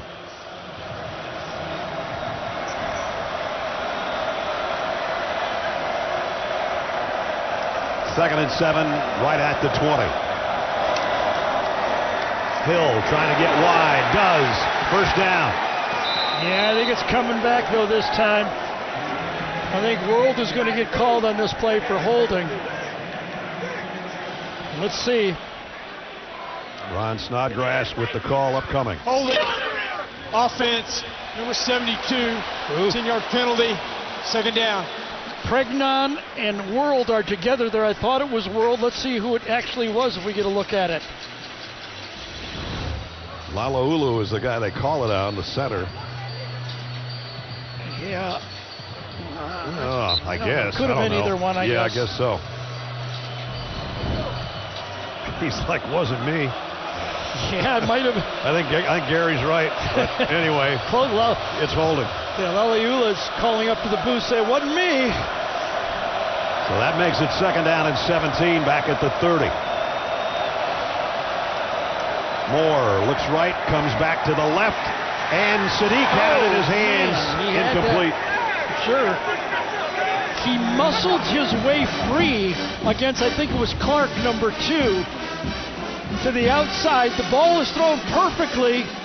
All he has to do is grab that one. That was an easy catch and a perfect throw. Yeah, he doesn't drop many of those. Nope. Got both hands up in the air to try to get it to really kind of ricochet off just his left hand. Yeah, that is a tough matchup for Clark. He's a redshirt freshman, 6 foot, 195 pounds, maybe up against that monster. First incompletion of that drive makes it third down and a mile from the 30. Moore, crossing route, completes it to Davison, but he only gets to the 30-yard line. I think both sides consider that a win right there. Oregon said, we'll take the 3 points. Washington said, you're not going to throw it over our head. So Atticus Sappington will come in to try another field goal. He hit from 46, and what was the other one, 32? Yes. This one will be from 37 yards out.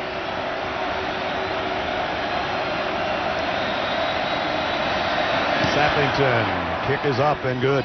And it makes it a 2-score lead, an important 3 points for Oregon. Opening drive of the third quarter. Nets the Ducks 3 more.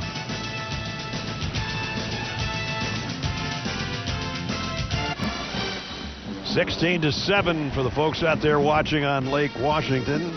Let's take a look at the Mugello game changer, Gary.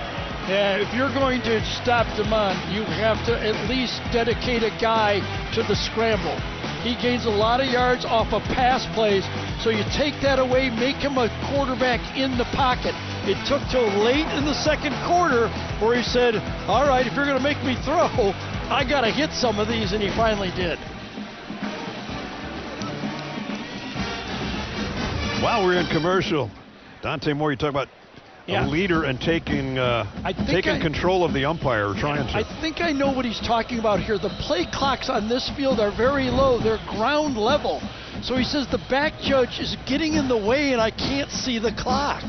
He said people are in the way. I can't see that low clock. Usually those play clocks are up higher for that reason. Adam Muhammad takes the fair catch. And they'll bring it out to the 25. But we're going to get a Jeep update right now with Adam Zucker in New York. Zucker. Yeah, Ness, the Ivy League joined the fun in the FCS playoffs, and conference champion Yale.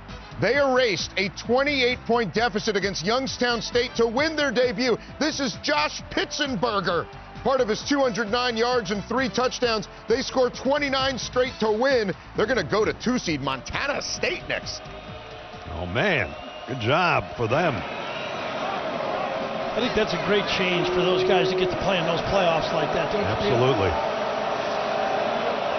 Minnesota State a winner in Division II playoffs, by the way, today. Thieneman with the spy right there. He's right in position to stop that run. They are stopping the quarterback first. That's the idea. Thieneman right here zeroing in on the play. He's looking. I've got the quarterback. And he's right in position to take it. Tosh Lapoy's got his tackler in the exact right spot. First half possessions, 4 punts and an interception. Couldn't convert on third down, and then a 75-yard drive in the last 3 minutes to get them their 7 points. They need to put another one together here. 2nd and 9. Williams fires complete. It's Muhammad, and he's got the first down. I thought Damon Williams did a great job here. He looked downfield. Now, his offensive line gave him time, but he keeps his eyes downfield looking for the big play, knowing he's got Muhammad in the flat. at the end, downfield, and then turn and rip it and give it to him fast for the first down. Now a safety over the top. First down at the 36. Let's see if they put Muhammad on the ground. Yes. He had a big first half. He's got a big run here.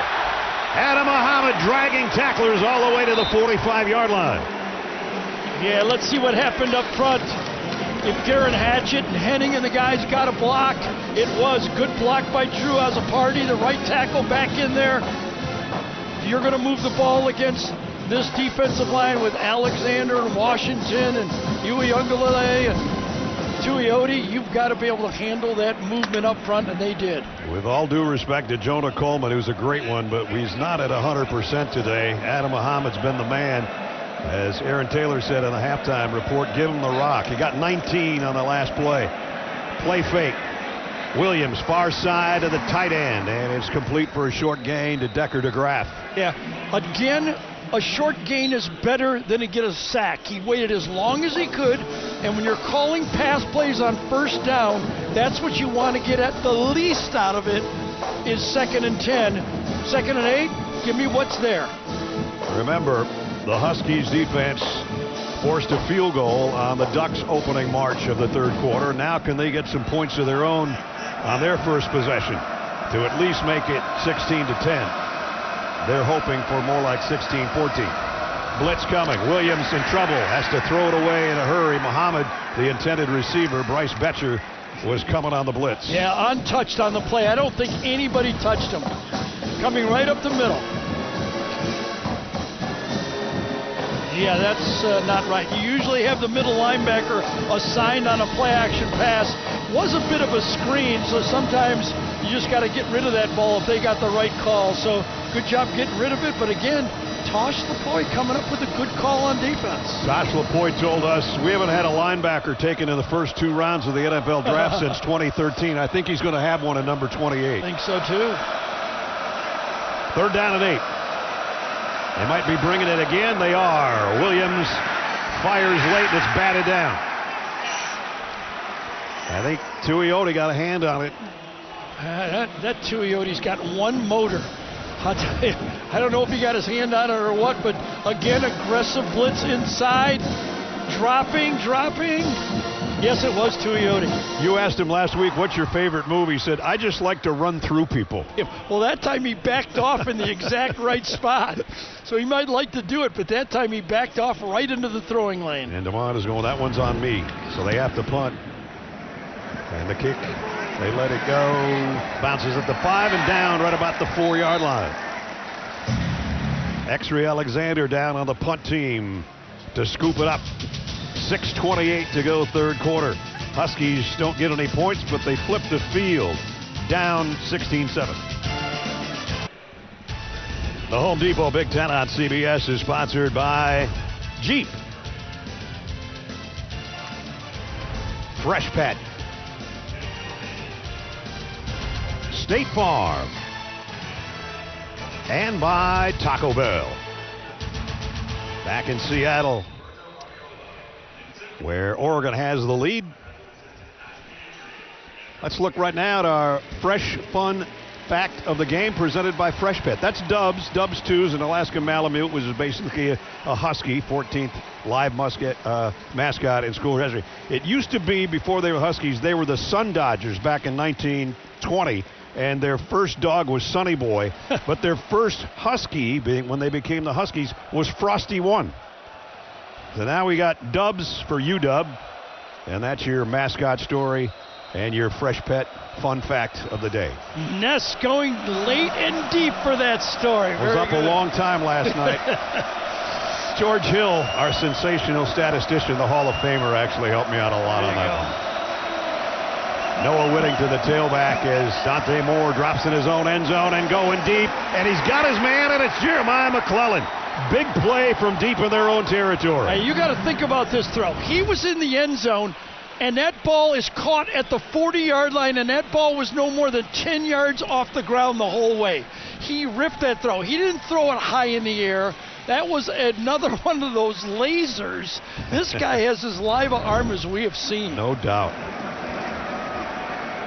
Off the RPO, the sidearm out to Malik Benson, and Benson gets into Husky territory.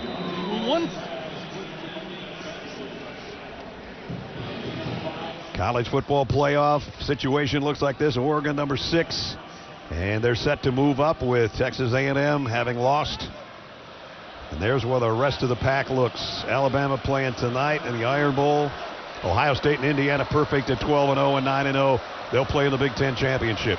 Georgia's going to be in the SEC championship, courtesy of Texas' win over A&M.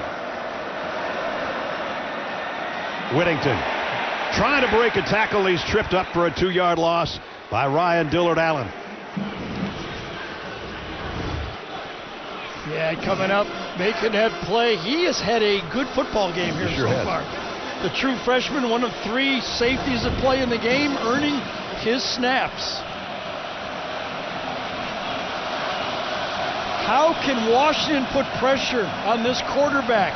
Remember when IU beat them, they sacked the quarterback 6 times in this game. 3rd and 7. Moore on the rollout. Incomplete. Yeah, too aggressive. He's going to get called. Yeah, it's going to be Prysock.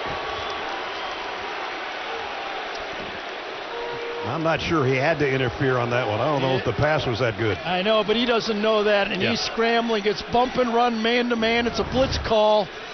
He knows he's got one. Oh, look at that push-off first. Defense. Oh, I don't know. I do not like that. Spot of the foul. Automatic first down. Benson got away with the push on that play. I don't like that call. Listen, it's a tough call by the official. You don't really see the push, but I think Benson got away with a push on this play. No doubt. Gene Steratore is with us from New York. Yeah, I think in those situations when you've got that push and he's reaching, at best, I'd like to see them just leave it alone. You know, no flag whatsoever. You had a push and a grab. Just let that alone without a call at all. Good point, Gene. Instead, it's a 14-yard penalty pickup. And now back to Jordan Davison. And again, the Huskies defense not giving up much on the ground.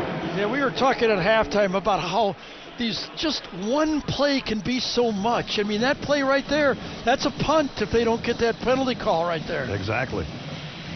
And we're already down to 4.5 minutes to go in the 3rd quarter. Seems like the 3rd quarter's flying by. And so far the score has changed only by a field goal. Yeah, I think Jed Fish might be right when he told Jenny, we need a turnover badly in this game. They've suffered one of their own on the interception. They'd like to get one back for sure. Flag and false start against the Ducks. False start. Offense, number 75. 5-yard penalty. 2nd down. And that's going to be on Pregna on the left guard. See if he jumps just a little early. There it is. Just one little step with the right foot. Wait, he just adjusted his foot. Is that a penalty? They said it was. Seems like he didn't do much to me unless something happened after that. So now 2nd down. Long yardage again. Davison in motion out of the backfield. Slant. Throws complete. Not much of a gain, but it's Benson with the completion. Prysock made the tackle. 3rd down again. Yeah.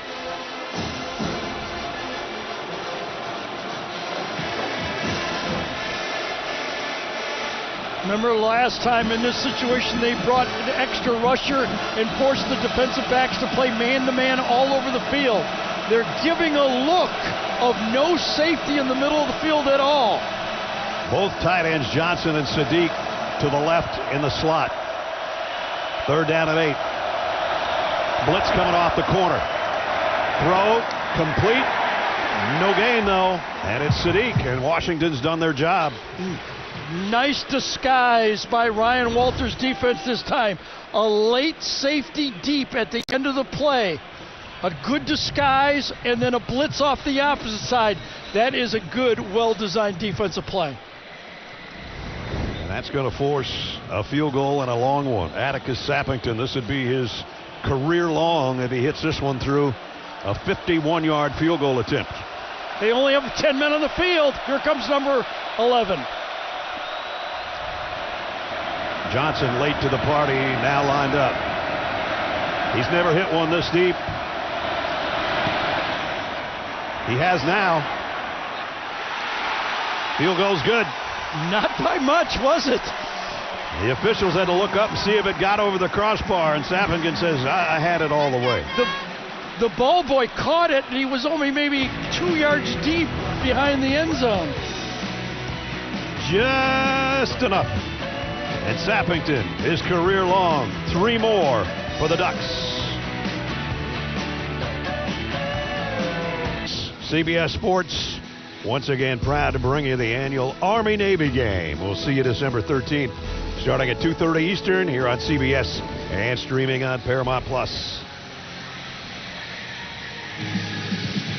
Husky fans enjoying their time here today on their home turf, but the Ducks on the road with a 12-point lead courtesy of the career-long field goal by Atticus Sappington of 51 yards, and now it's 19-7. Tosh Lapoy, defensive coordinator, talking things over with Dan Lanning. Both those guys made their bones as defensive-minded coaches. Dan, 3 years the defensive coordinator at Georgia under Kirby Smart before becoming head coach in Eugene. Fair catch taken by Adam Muhammad, bring it out to the 25. Going to bring in Gene Steratore. Gary, you and Gene explained the last play. Yeah, go ahead, Gene. You had a good point. Yeah, I thought there just was a good opportunity for Washington here. We know Oregon has 10 on the field, but when they bring that 11th on, by rule now there's a substitution happening. At this point, 10-9 on the play clock. If Washington starts to bring a substitute off from the sideline to make a matching sub, they could have forced Oregon into that situation to call timeout and avoid the delay of game there, fellas. Way to go, Gene. You've done 7 games, had turkey, cranberry sauce, and still had the rule. What a dive. You talk about taking the covers off a play. I didn't think of that one. Way to go, Gene. You got a basketball game in there too, maybe. He'll be next week with me for Purdue. Devon Williams with a scramble. I can't wait, Ness. I can't wait. Go for the cranberry sauce, Gene. We'll cover for a while for you. Extra spoons, thanks, Gary. Appreciate it. 8-yard pickup by Williams on the run back to Jonah Coleman for the first down. Let's get an injury update from Jenny. Well, with 7 minutes left in the third, safety Aaron Flowers limped off the field. The trainers checked in on him. He spent the last 5 minutes on the bike. He's out there now, guys, but keep an eye on that left leg. Let's see if they pick on it, maybe, if they know that. Devon Williams. He's going to get, nope, not going to get sacked. Got away somehow.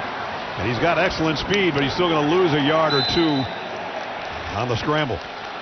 Yeah, that one, it pays off just a bit to be a little smaller on this play. You can twist it and get underneath the big defensive end that time. Mateo gets to the sideline, and there's Dylan Thieneman again. And Thieneman's been in a lot of tackles. Yeah, well, that's his job. Yeah, I mean, he's playing pass coverage, but he's always keeping an eye on that quarterback scramble. Right now, rushing in this game, Damon Moore, 7 attempts for 6 yards. Wow. Damon Williams, excuse me. And that's his forte. Came in with almost 600 yards on the ground. He might be on the ground again. He got away from that guy, throwing deep. Man there. Broken up at the last instant. It was intended for Raiden Vinesbright. And Kennedy again was there. He did. Kennedy, instincts, they talk about it. An escape, and then you got one-on-one to the outside to Vansbright. But look at Kennedy, stay with it, and when his hands goes up, he goes for the hands. Wonderful defense. Don't grab him, don't panic, finish the play. It would have been a remarkable catch. Williams knows he put it where he had to put it, but just too good a play by that guy. Quarterbacks not quite as effective and efficient as they had been, although Dante Moore, after a slow start, warmed up, and his team's in front by 13, by 12. That's all he cares about right now. 3rd and 12. Williams going to have to throw on the run again, and that one's all the way to the Husky sideline. Yeah, that was a little bit really what Wisconsin did and Ohio State did to Damon Williams. They did not let him scramble and gain yards in the passing attack. Ohio State, when we were here, they did it with the linebackers. They spied them. Wisconsin just kind of mush rushed them and kept them in the pocket. That looked a little bit like a mush rush that time. Malik Benson, you look behind him as he awaits Dunn's punt. There's a flag down. And yeah, I think it was a legal procedure before they snapped the ball. They're going to have to punt it again. False start. Kicking team number 17. 5-yard penalty. 4th down. I'll tell you this, Luke Dunn really attacks the football and he gets close to the line of scrimmage. You better be careful. One free rusher up the middle and he could be in some trouble. He might kick it right into somebody's face. Yep. No, you see the motion right there, right-hand side of your screen, number 17 or 37, I think. So again, Dunn will kick on now 4th and 17. Keep it out of that guy's hands if at all possible. Nice kick. He doesn't keep it out of his hands, though, from the 18-yard line. And great coverage. Lost a yard on the return, or no return. Prysock down there to make the tackle. Third quarter flying by. We've only got 52 seconds remaining in stanza number 3. Oregon trying to win their 12th in a row on the road, and they've got a 19-7 advantage. The Huskies have a mountain to climb in the next 15 minutes and 52 seconds if they're to upset Oregon. You take a look at the big picture of things, Oregon 100% chance to make the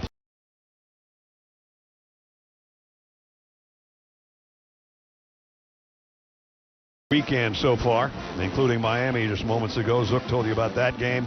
Texas trying to make a case for a 3-loss team to make the playoff, and I understand Steve Sarkisian pleaded his case after their win over Texas A&M. I didn't see that last night. But well, it's a Thanksgiving tradition. There's always a coach that's going to do that. Like any other. Yes, absolutely. Pierre Hill, the tailback. From the 17-yard line, he gets the pitch with blockers in front. And that's one of his best runs of the day. Picks up 9. Dillard Allen made the tackle. Oh, I tell you, there was a lot going on. Alex Harkey gets a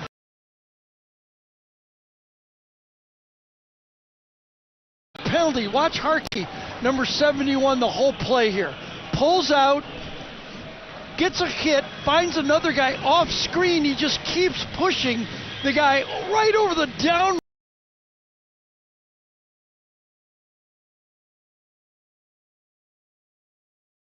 To the goal.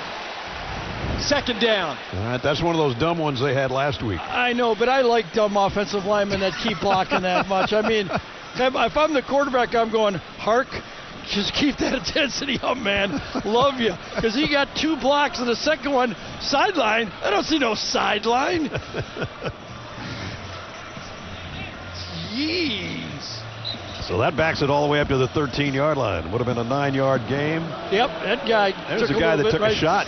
Yes. He's still down. Well, no, he's on his knees. He's just wondering if the camera's any good anymore. Might be the final play of the third quarter. 2nd down, 16. Hill. And another nice run, maybe 7 yards out of that one. As Devin Bryant made the tackle, that's probably going to wrap up the third quarter for us. I'll tell you, this Oregon team has not run the ball the way they have all year. They're the only Power 4 conference team that is averaging 225 yards both passing and running. Today they only have 87 yards running. And at least Washington's starting them in one, stopping them in one area. We played 3 in Seattle. There's been some 3-pointers, and they've been big for the Ducks. Big Ten on CBS. We head to the fourth quarter in Seattle. 6th-ranked Oregon in front, 19-7. Moments ago, Jenny Dell with Dan Lanning. Coach, what's the biggest point of emphasis to finish this game the right way? This fourth quarter, it's time to nut up or shut up, right? Time to go. Thank you very much. Well, appreciate it. I'm glad Dan said that instead of me. Maybe we should start one of those songs instead of jump around and shout and everything. Just that one. That could be a great title. Almost a one-handed good catch. Wait a minute, did he catch it? I think he might have caught it. Jeremiah McClellan on a laser shot again. I'll tell you what. I think this is what Dan had in mind when he said nut up or shut up. Well, he pinned it against his helmet, but then he might have pinned it against the ground. He still had his hand around it. I think he had control of it, though. I don't think that ever bobbled. It hit the ground, but he had it. This has got to be reviewed. This is the best look we'll get. I don't think he re-catches it. I think he has it. Gene, what do you think? I think give this young man a catch. This is an amazing play, fellas. As you said, look, I know he's got it pinned against his helmet, but this football never really moves or he loses possession. That is strong finger control right there. I know. I think they're still going to go to review. Dan Lanning took a timeout. He wants them to look at it. He's asking, was it reviewed? Charge timeout. Oregon, they're first. I mean, it's a big third down play right here. Huge third down play. Jeremiah McClellan one-hands it, keeps his fingers, taps it against his helmet, and then his hands looks like it's underneath it. I don't know. I don't think the ground improved the catch. Oregon is challenging the previous play of an incomplete pass. We'll review the play. The ball never twists. I think it's an amazing catch. It's an amazing effort and or catch. Again, these guys continue to amaze us week in and week out. David Tyree just called and said that's a catch. Eli agreed. There's one look we haven't seen. Tips it to himself. His one left hand's being held. Well, it's amazing. I'll have to say that.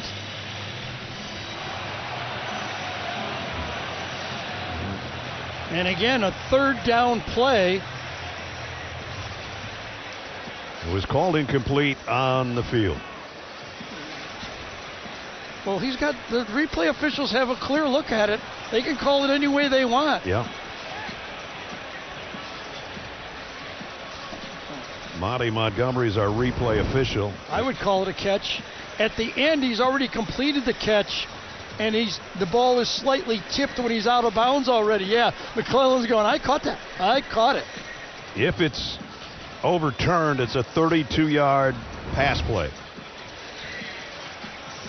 After review, the ruling on the field is upheld. Incomplete pass.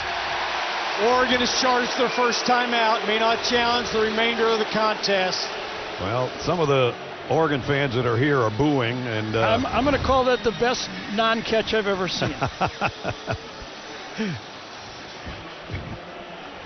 Oh my gosh! Jeremiah McClellan, that's just unbelievable. And he's, oh man, I thought I had it. Instead, James Ferguson Reynolds will punt, and there's new life in the Huskies. Instead of a 32-yard pickup, it's them getting the ball back, and fair catch taken around the 31-yard line. Whoa. A little bit of a bobble by Desmond Roebuck. Well, next Saturday, college hoops triple header starts at noon Eastern.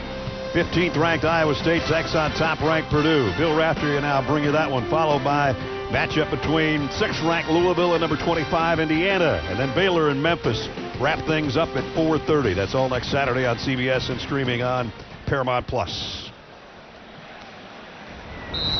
Well, and that was almost a bobble.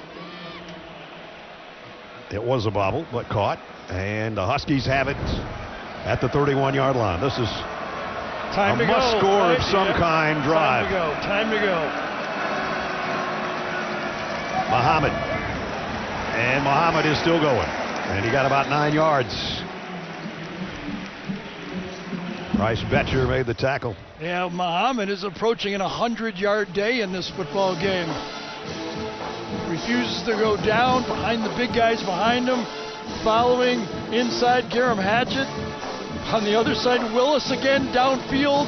Betcher's in the play. You got all the tough guys in on that play. No doubt. Muhammad had 108 yards against UCLA last week. And as Gary said, hitting that century mark's getting close. He's weaving through traffic for a first down here. So a minute into the fourth quarter, 19-7 Oregon.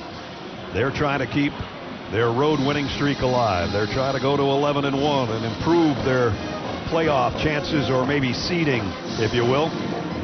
Washington trying to get to 9 wins and to spoil this day. This is a typical rivalry game here. Tough, every yard earned, great plays all over the field. Devon Williams rolling, and now he's going to keep this. He's got to. And he's got a big gainer out of it before he slides after about a 17-yard pickup. So I can't really call this a designed run. He had options. He could have gone out in the flat to DeGraff, but once he sees the opening, he takes it and gets as much as he can before Betcher would have hit him right there, right over the top. Career high 13 tackles last week, number 28. He's a heat-seeking missile. He is. But it was an 18-yard pickup, and that's what the Huskies needed. From the 38-yard line of the Ducks, back to Muhammad. And Muhammad broke the tackle or so and got 4 or 5. This is what I talked about a moment ago, trying to hold their home base. Only one loss. We saw that one against Ohio State earlier this year. Try to win 12 in a row on the road, and that is nothing that's easy.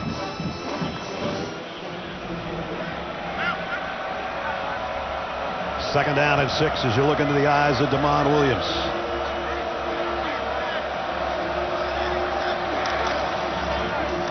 Muhammad avoided 1 hit and picked up 4 more. It'll be 3rd down and 2. Blake Purchase made the tackle. Clock's going to work its way under 12.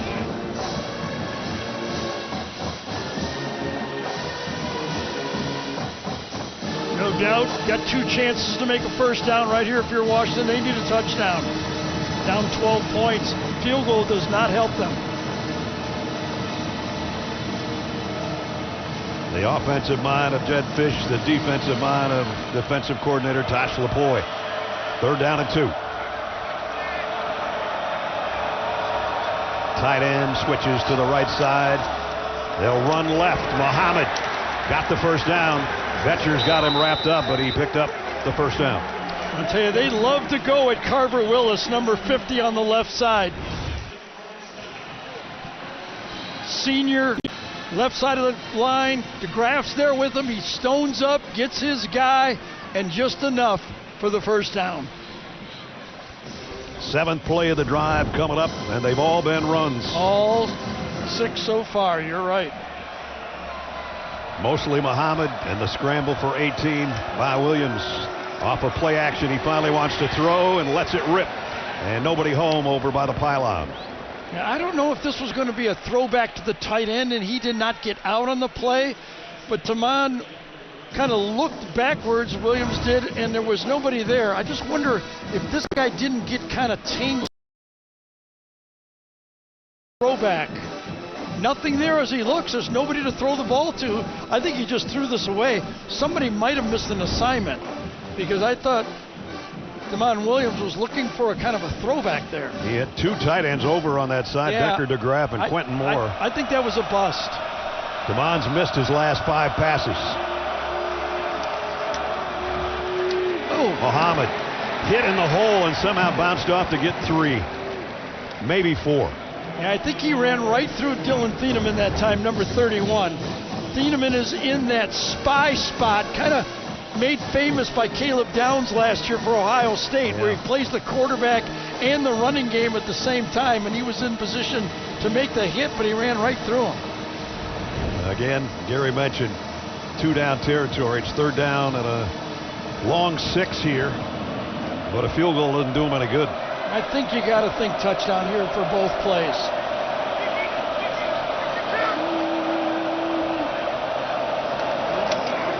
Williams, can he complete one here? Yes, he can, and it's Boston. First down.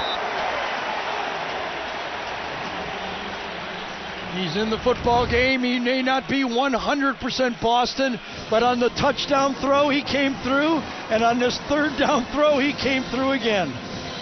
From our AT&T pylon cam, Denzel Boston coming right at you. And you can see they moved the sticks. And now play fake. Williams in trouble, going to throw it away.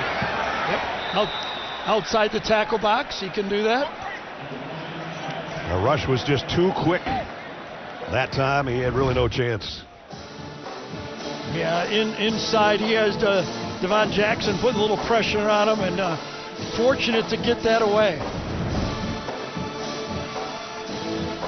Clock stopped, 9:41 to play in the fourth quarter. Jonah Coleman back in at the running back position for the Huskies. Second down and 10 from the 15. Jonah's going to get the carry. Only got about a yard and a half. Uiagalelei made the tackle.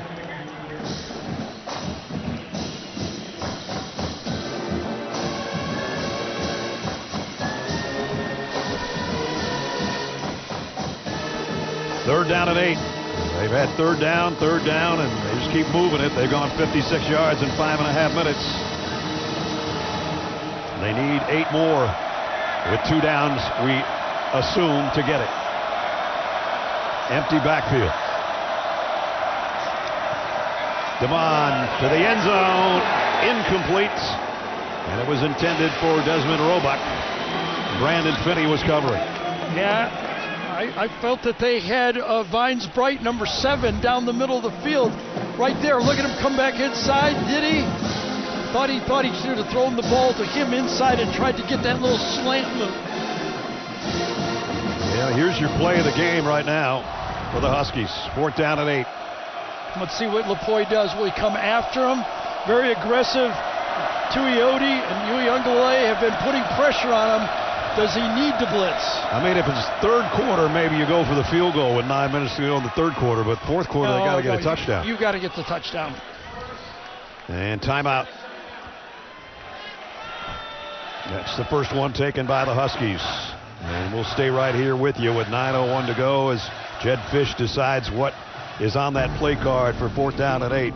Don't miss a new hit drama the critics are calling your new CBS obsession. Sheriff Country returns all new Friday on CBS. Brad Nessler, Gary Danielson, Jenny Dale, Gene Steratore from Husky Stadium.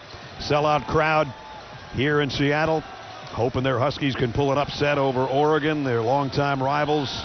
The 118th meeting between these two teams. And for the Husky offense, it's come down to 4th down and 8. Remember on the touchdown throw, they brought Jerry Mixon, and he was clean on that one.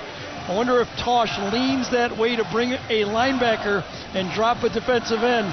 Betcher and Mixon, the 2 linebackers, are both good blitzers.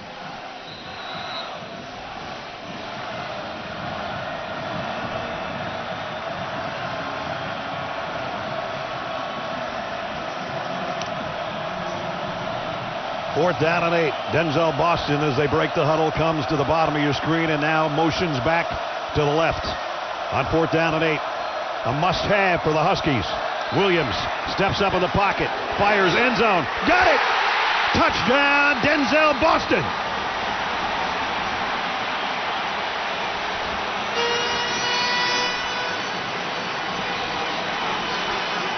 Create some traffic, but the offensive line held up to have time to throw this play. They create traffic across and then bring the receiver motion. Little confusion there, but watch the traffic created by Omar Evans. A little bit of a collision, and it works. Boston with 2 touchdown catches. None bigger than that one maybe all year for him. Comes with 8:54 to go. Give that offensive line credit. That play takes a long time to throw. Grady Gross's extra point is up and good. It's a long ways from over. 69 yards and 13 plays when they had to have it on 4th and 8. Go to your playmakers. This is the guy that they wanted to get it to, and they do.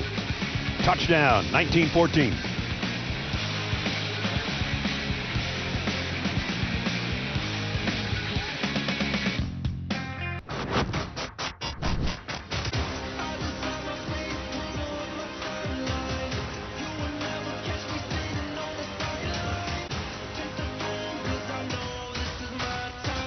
Going to go back on him and stuck. Oh my gosh. And it's saved inbounds. What a play made by the Washington Huskies. Intercepted. Ducks have it. It's going to be Dante Moore. Touchdown, Oregon. Damon throws back. Denzel Boston touchdown. Damon gets blown up, but throws a fastball to number 12 on senior day. All right, HG Hotels and Resorts game recap. Dante Moore, 222 yards, passing and a rushing touchdown. Denzel Boston, when they needed him most, 2 touchdown catches.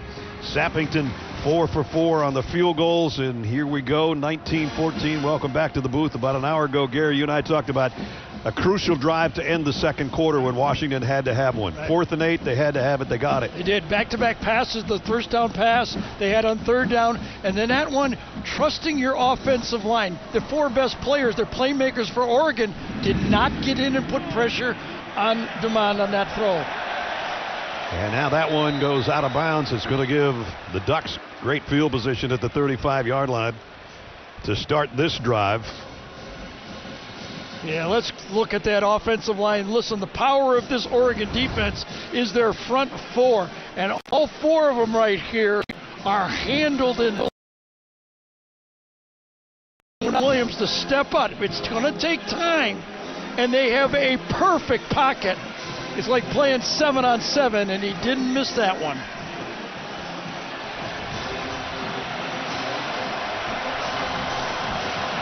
On a crucial 4th down, a crucial touchdown. Yeah, it was a great call by Jed Fish right there, wasn't it? Now the Ducks start from the 35 with the kickoff going out of bounds.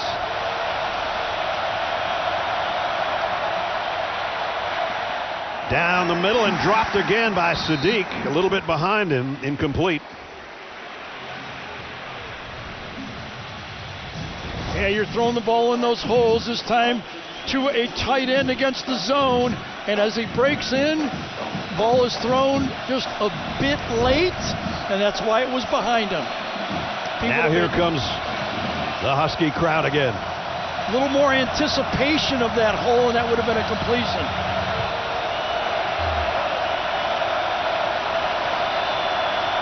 McClellan, the motion man on 2nd and 10. They'll keep it on the ground. And Whittington has stood up immediately. It's going to be 3rd and long. Bryce Butler with a tackle. Now the pressure shifts over to Oregon for this call.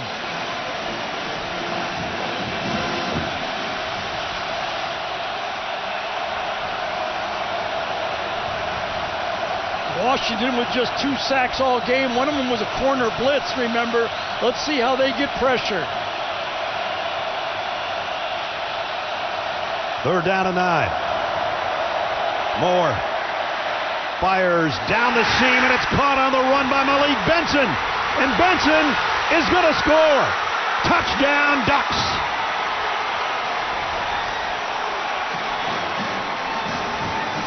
A 64-yard run and catch.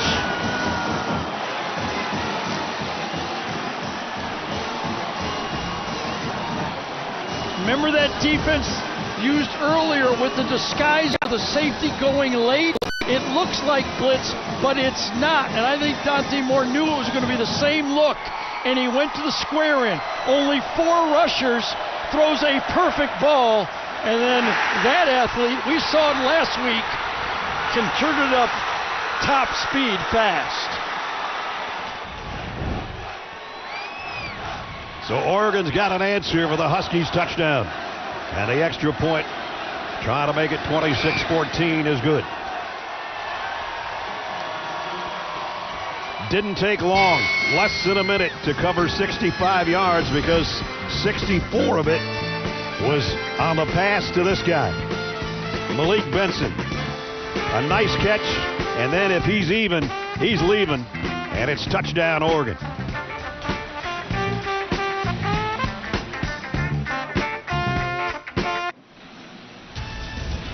The Home Depot Big Ten on CBS is sponsored by Discover, Verizon, Allstate, and by the Home Depot. Back at sold-out Husky Stadium.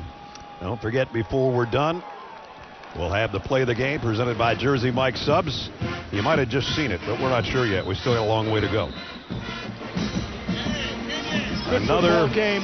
Both teams answering the call, pressure on. Both offensive lines handled the 4-man rush. Both quarterbacks delivered the ball. Really, really good to watch two teams compete like this. Malik Benson looking at the pad there, going, you know what, I knew I was fast, but I really separated myself right there. And Dante Moore going, yep, I knew if I got it in your hands, you'd score. It's 26-14. Still just under 8 minutes to go, though.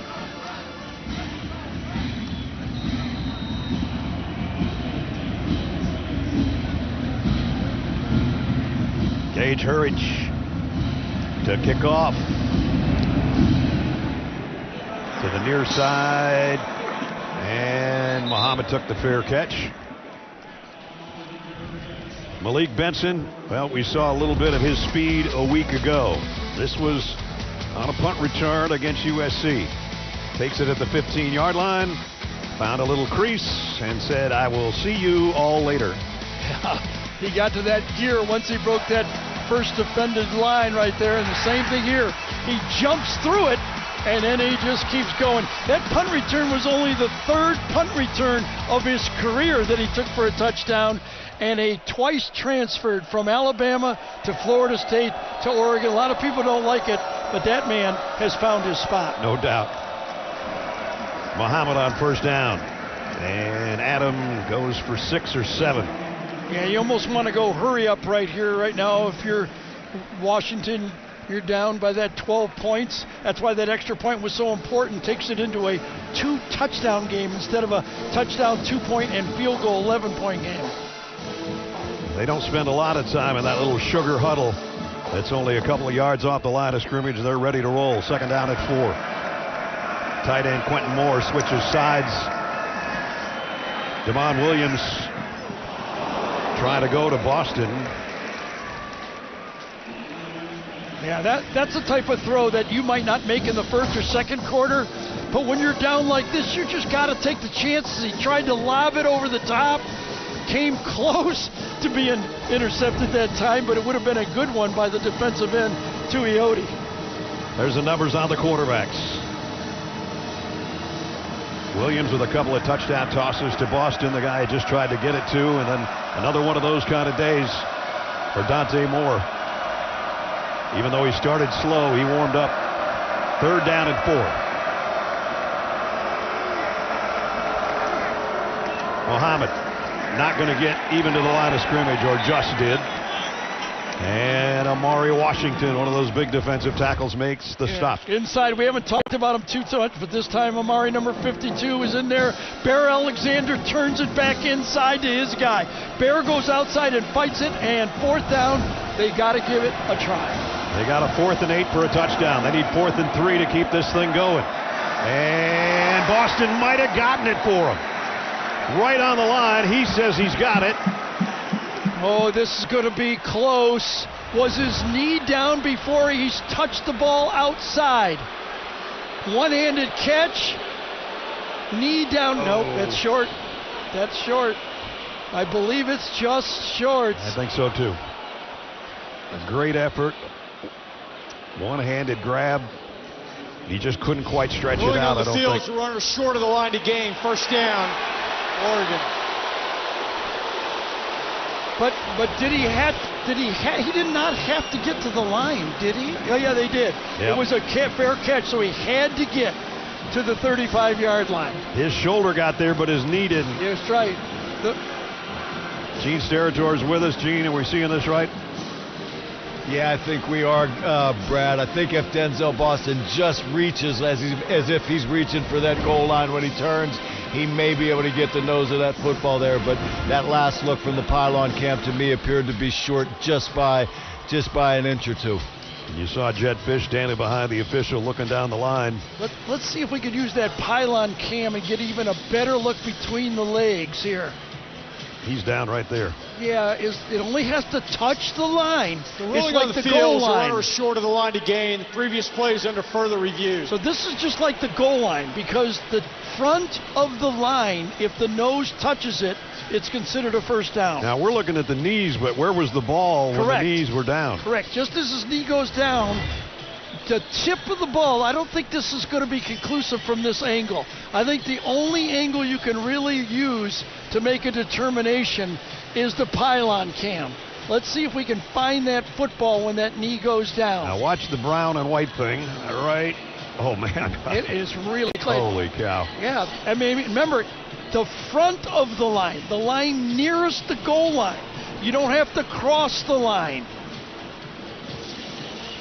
Again, we all agree that the knees were down, but where was the football when the knees hit? That's what they're going to determine right now. And could it be now that it's so close that they just have to go with the call on the field? Yeah. Obviously, he crossed it there when he landed. Yep. Here we go. After review, the ruling on the field is upheld. First down, Oregon. So the Ducks take over on downs by inches. I wonder if it would have been called a first down, would it also have been upheld? That's a good point. Gene Gary just mentioned if it would have been called the other way, would they have overturned it? Yeah, it's a great point, Brad. I mean, we can speculate. We know that it was a touchback on the kick, right? Yep. So that 35-yard line was a hard line, too. No discrepancy whatsoever with that 35-yard line because we knew we started where we did based on the touchback. Now, if you look at where they're snapping it, that's how close it was. A matter of maybe 3 inches. At any rate, it's a Ducks ball with a 12-point lead. And 6:48 to play in the ball game. Pierre Hill, the tailback, gets the pitch. Going wide to the right, and he got him out to the 30. I'll tell you, I've been very impressed today. He's made a lot of plays. Alex Harkey, very physical. We saw him miss a football game earlier in the year. The transfer from Colorado and Texas Tech, he is getting out and making some blocks downfield. And after the plays, he's still talking. He's still talking quack. Exactly. Why not? Army postgame show follows us in about 6.5 minutes. Second down and 5. Ducks would be very happy to just keep this thing on the ground and burn clock because the Huskies only have 2 timeouts left. Noah Whittington now, the tailback in the pistol. And Dante pulls it. And he's going to be short of the first down, but not by much. Again, he doesn't run much, but he's had about 4 runs today, and they've all paid off. So usually this team lately is, boy, he's limping back. Dan Lanning said the one thing about this team is we can beat you multiple ways. Put the ball down, let's play, he says. Bad weather, they beat Iowa. Running game, they win. Passing game, they've won. When you only lose 1 game in 2 years, you can see why they're multidimensional and why they're so good. Now they bring in Zach Grace, who's basically a fullback with Jordan Davison behind him. That's who's going to lead the way, and Davison's got the first down. He's their touchdown man. He's their short yardage guy. And now more clock will evaporate.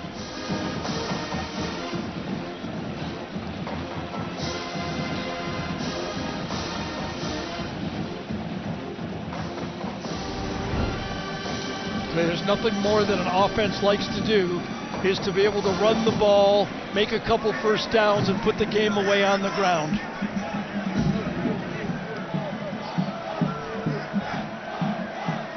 First down from the 23-yard line as we're under 5 to go in the ball game.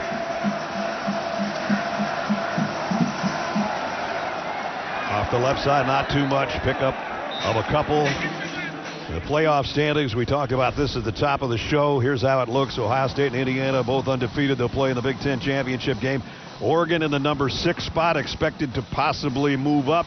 And who knows, they're going to make the playoffs if they win this game, but maybe they're playing for a first-round bye. It could happen. I think that right now, Dan Lanning, as when we asked him, how important would it be to his team to play in the Big Ten championship, he gave us a firm no comment. With a big smile. They would have had Michigan beaten Ohio State, but that didn't happen. And now it's Noah Whittington, who almost broke one. I'll tell you, again and again, Dillard Allen, number 18, Ryland comes up and makes that low tackle. Whittington has been running through these tackles all year, but this guy has been wrapping up low. Very good job from the secondary. Freshman, he's going to be a good one. Yep.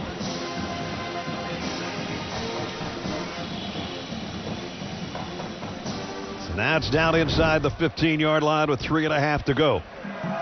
At the 13, first down. Again, the fullback, Grace, in there as Dante Moore's under center. Noah Whittington. Only about a yard. Huskies wrap him up. And now you got to make sure there's no punches thrown in that mayhem. And I think it's time to use the timeouts, and I think Jed Fish just took one. And Your only chance is some kind of a fumble, a turnover, and you have enough time to put a couple touchdowns on the board. That's your only chance. One timeout left for the Huskies. Been a struggle and a rivalry renewed all day long. Ducks have the advantage with 3:14 to go. Adam Zucker, New York. Diego Pavia running all over Knoxville and maybe all the way to New York City for the Heisman Trophy ceremony. A career high 160 rushing yards. Vanderbilt leads in Knoxville 45-24, guys. One win all time against a ranked Tennessee team. Oh, wow. Amazing. Zuck. That makes up for his 2 interceptions, that's for sure. Well, I tell you what, we saw that back. Remember, Johnny Manziel did those type of escapades to win those games. He's just like him. Marcel Reed took a hit in that voting, and that's the favorites coming into the weekend. Diego not hurting his chances right now. Here it's Dante Moore running the show. Second down and 9 with a 12-point lead. And Noah Whittington with Davison as a lead blocker got it down around the 11-yard line. And Washington will burn their last time out, I think. I thought so. Maybe one more play, I guess. Third down and 8. I'll tell you what Jed told us, though. When I asked him, what do you need? He said, we need points. And they did not get enough. I mean, 14 against us. That's all you can really ask of your defense to hold this team to 26 points to stay in the game. He was right. We had to get in the 30s, he thought, to win the game. Holding an Oregon team that's averaged 39 a game to 26 so far. And here's third down and 8. They wind the clock down to the very last moment, and the handoff to Noah Whittington powers his way down inside the 5-yard line.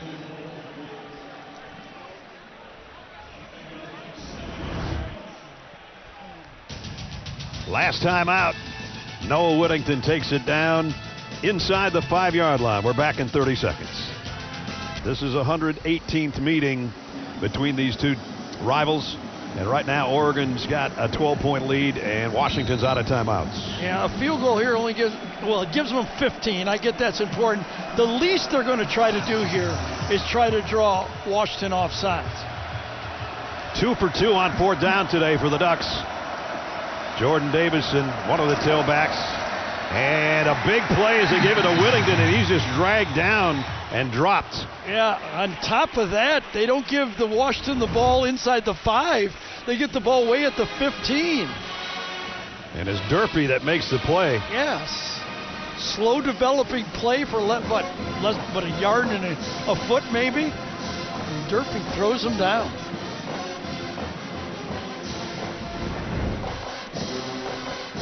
So that's a loss of 8. I didn't mind them going for it. If you get the first down, the game's over. Instead, Huskies have it back. They don't have any timeouts, but they do have the 2-minute timeout. I think Dante Moore wanted that football back. They're lucky it wasn't a fumble. Noah Whittington was clamping on it, and Moore wanted it. So now it's in the hands of Devon Williams, and he's all by his lonesome in the Husky backfield. Extra rusher coming. He got rid of it. Diving catch made by Omari Evans. Yeah, that'll take it to the 2-minute timeout, I think. Yep. They won't get the receiver back in time to snap it. And we are at the 2-minute timeout. Omari Evans stretching out on that pass. 2 minutes left for the Huskies to do something about it, but they got to do it in a hurry. Still to come, Adam Ayer and Rick and BJ share their insights on this one, bring you all the day's very best highlights and give you their take on who's in and who's out of the college football playoff. That's all coming up on the USRA postgame show. Dante Moore, every time we've seen him with playoff chances on the line, big moments, big games, he's delivered, and he did it again today. He sure did. 3 big completions all year against Penn State. In that overtime, he ducked under and made it. Then the dart against Iowa, they had to have it. And then when it got tight, he delivered again to bust this game open. It's not over yet, but 3 clutch throws to put Oregon into the playoffs if they can finish this thing off. Huskies are out of timeouts. Whatever they do, they have to do in a hurry. Damon Williams. And he's going to get dropped. That's the last thing they needed to happen, and it's Tuioti again. Yeah, that sack's almost on the quarterback, Damon. As Brad made the call, you could almost feel what he was thinking, that he needed to just throw it away. And now he's in trouble again. He somehow got away. Throws on the run, and he throws a strike. And it's a first down. Got it to his tight end, Decker DeGraff. And time is of the essence. Yeah, you just in college ball, because of the stopping the clock for first down, you just don't need as much time as you do in the NFL with no timeouts. Pickup of 24 out to the 41-yard line. Less than a minute and a half to go. Williams deep drop, loads and let it fly. And right there is Thieneman to end the ball game with the interception. Well, he ended the Penn State game with an interception, and that one puts Oregon in the playoffs with a home playoff game. Well, it's desperation time at this point, and he tried to make something happen. It just wasn't there. If you're the deep safety, be the deep safety on the play. Don't up front, stay deep, be the deepest guy, and a ball that looks like a 50-50 ball when you throw it really isn't. And fitting that a Thorpe finalist, Dylan Thieneman, who was a freshman All-American 2 years ago at Purdue, All Big Ten a year ago, he'll be All Big Ten again, if not All-American. And his interception, 2 big ones, as Gary said, Penn State, and now this one has ended the Washington upset hope.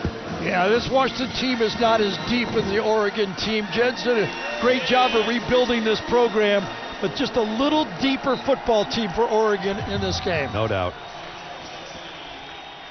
And good jobs all around, even the guys at the line of scrimmage, even though they talked a little smack all day long. Now they're shaking hands. A lot of respect between these two teams and two programs. Yeah. You look at this football game, I just comparing this team to Oregon's team a year ago, I think they're more versatile in how they can beat you. I thought they were a little more finessey a year ago. Washington did a good job of stopping the run, but Dante Moore throws the ball deeper, better than Dylan Gabriel. I agree with you. In this case, he just has to take a knee. And if they get the Corian Moore back and Gary Bryant back, their 2 number 1 receivers, look out. That's a big difference.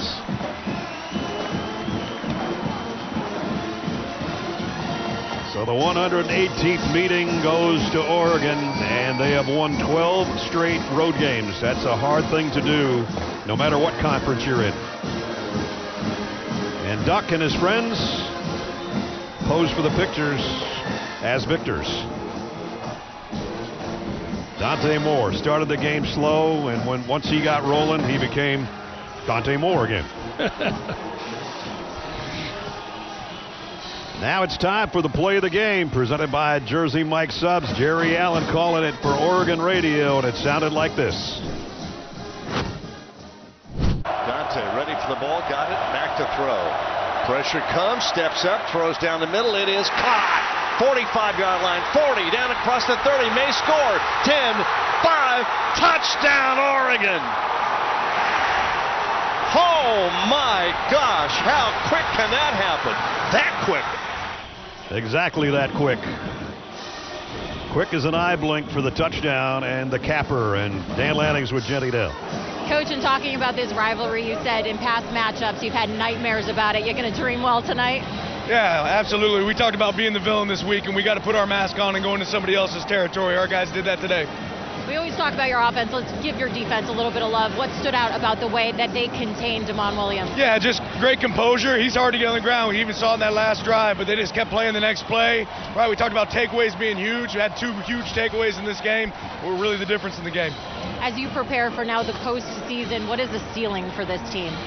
Yeah, time will tell. Time will tell. I know this team's going to go to work, and we'll see what we get the opportunity to do, but we're excited about that opportunity. Congratulations, Coach. Thank you so much, Jenny. Have a good one. So they wanted to play the villain. It worked on the road. A win for Oregon to go to 11-1 and 8-1 in Big Ten play. And as Gary said, pretty much iced a chance to have a playoff game at home. It's a great day to be a Duck. You know what game I might like to see? How about Alabama going to Oregon with Kalen DeBoer as the head coach? Hey, I like that. Good idea. That's going to wrap it up from Seattle. It was a good one. For Gary Danielson, Jenny Dell, Gene Steratore, entire CBS crew. Brad Nessler saying so long from Seattle. Final score, 26-14 Ducks. Tonight on CBS begins with NCIS Origins, followed by Boston Blue in 48 hours. Now we're going to send you back to Adam Zucker and company for the U.S. Army post-game show right after these messages. So long from Seattle. Life's not about running from the fire. It's about facing it. This is a mandatory evacuation. Come on, let's go! To whatever comes next. Fire Country is all new. CBS Friday at 9/8 Central and streaming on Paramount Plus.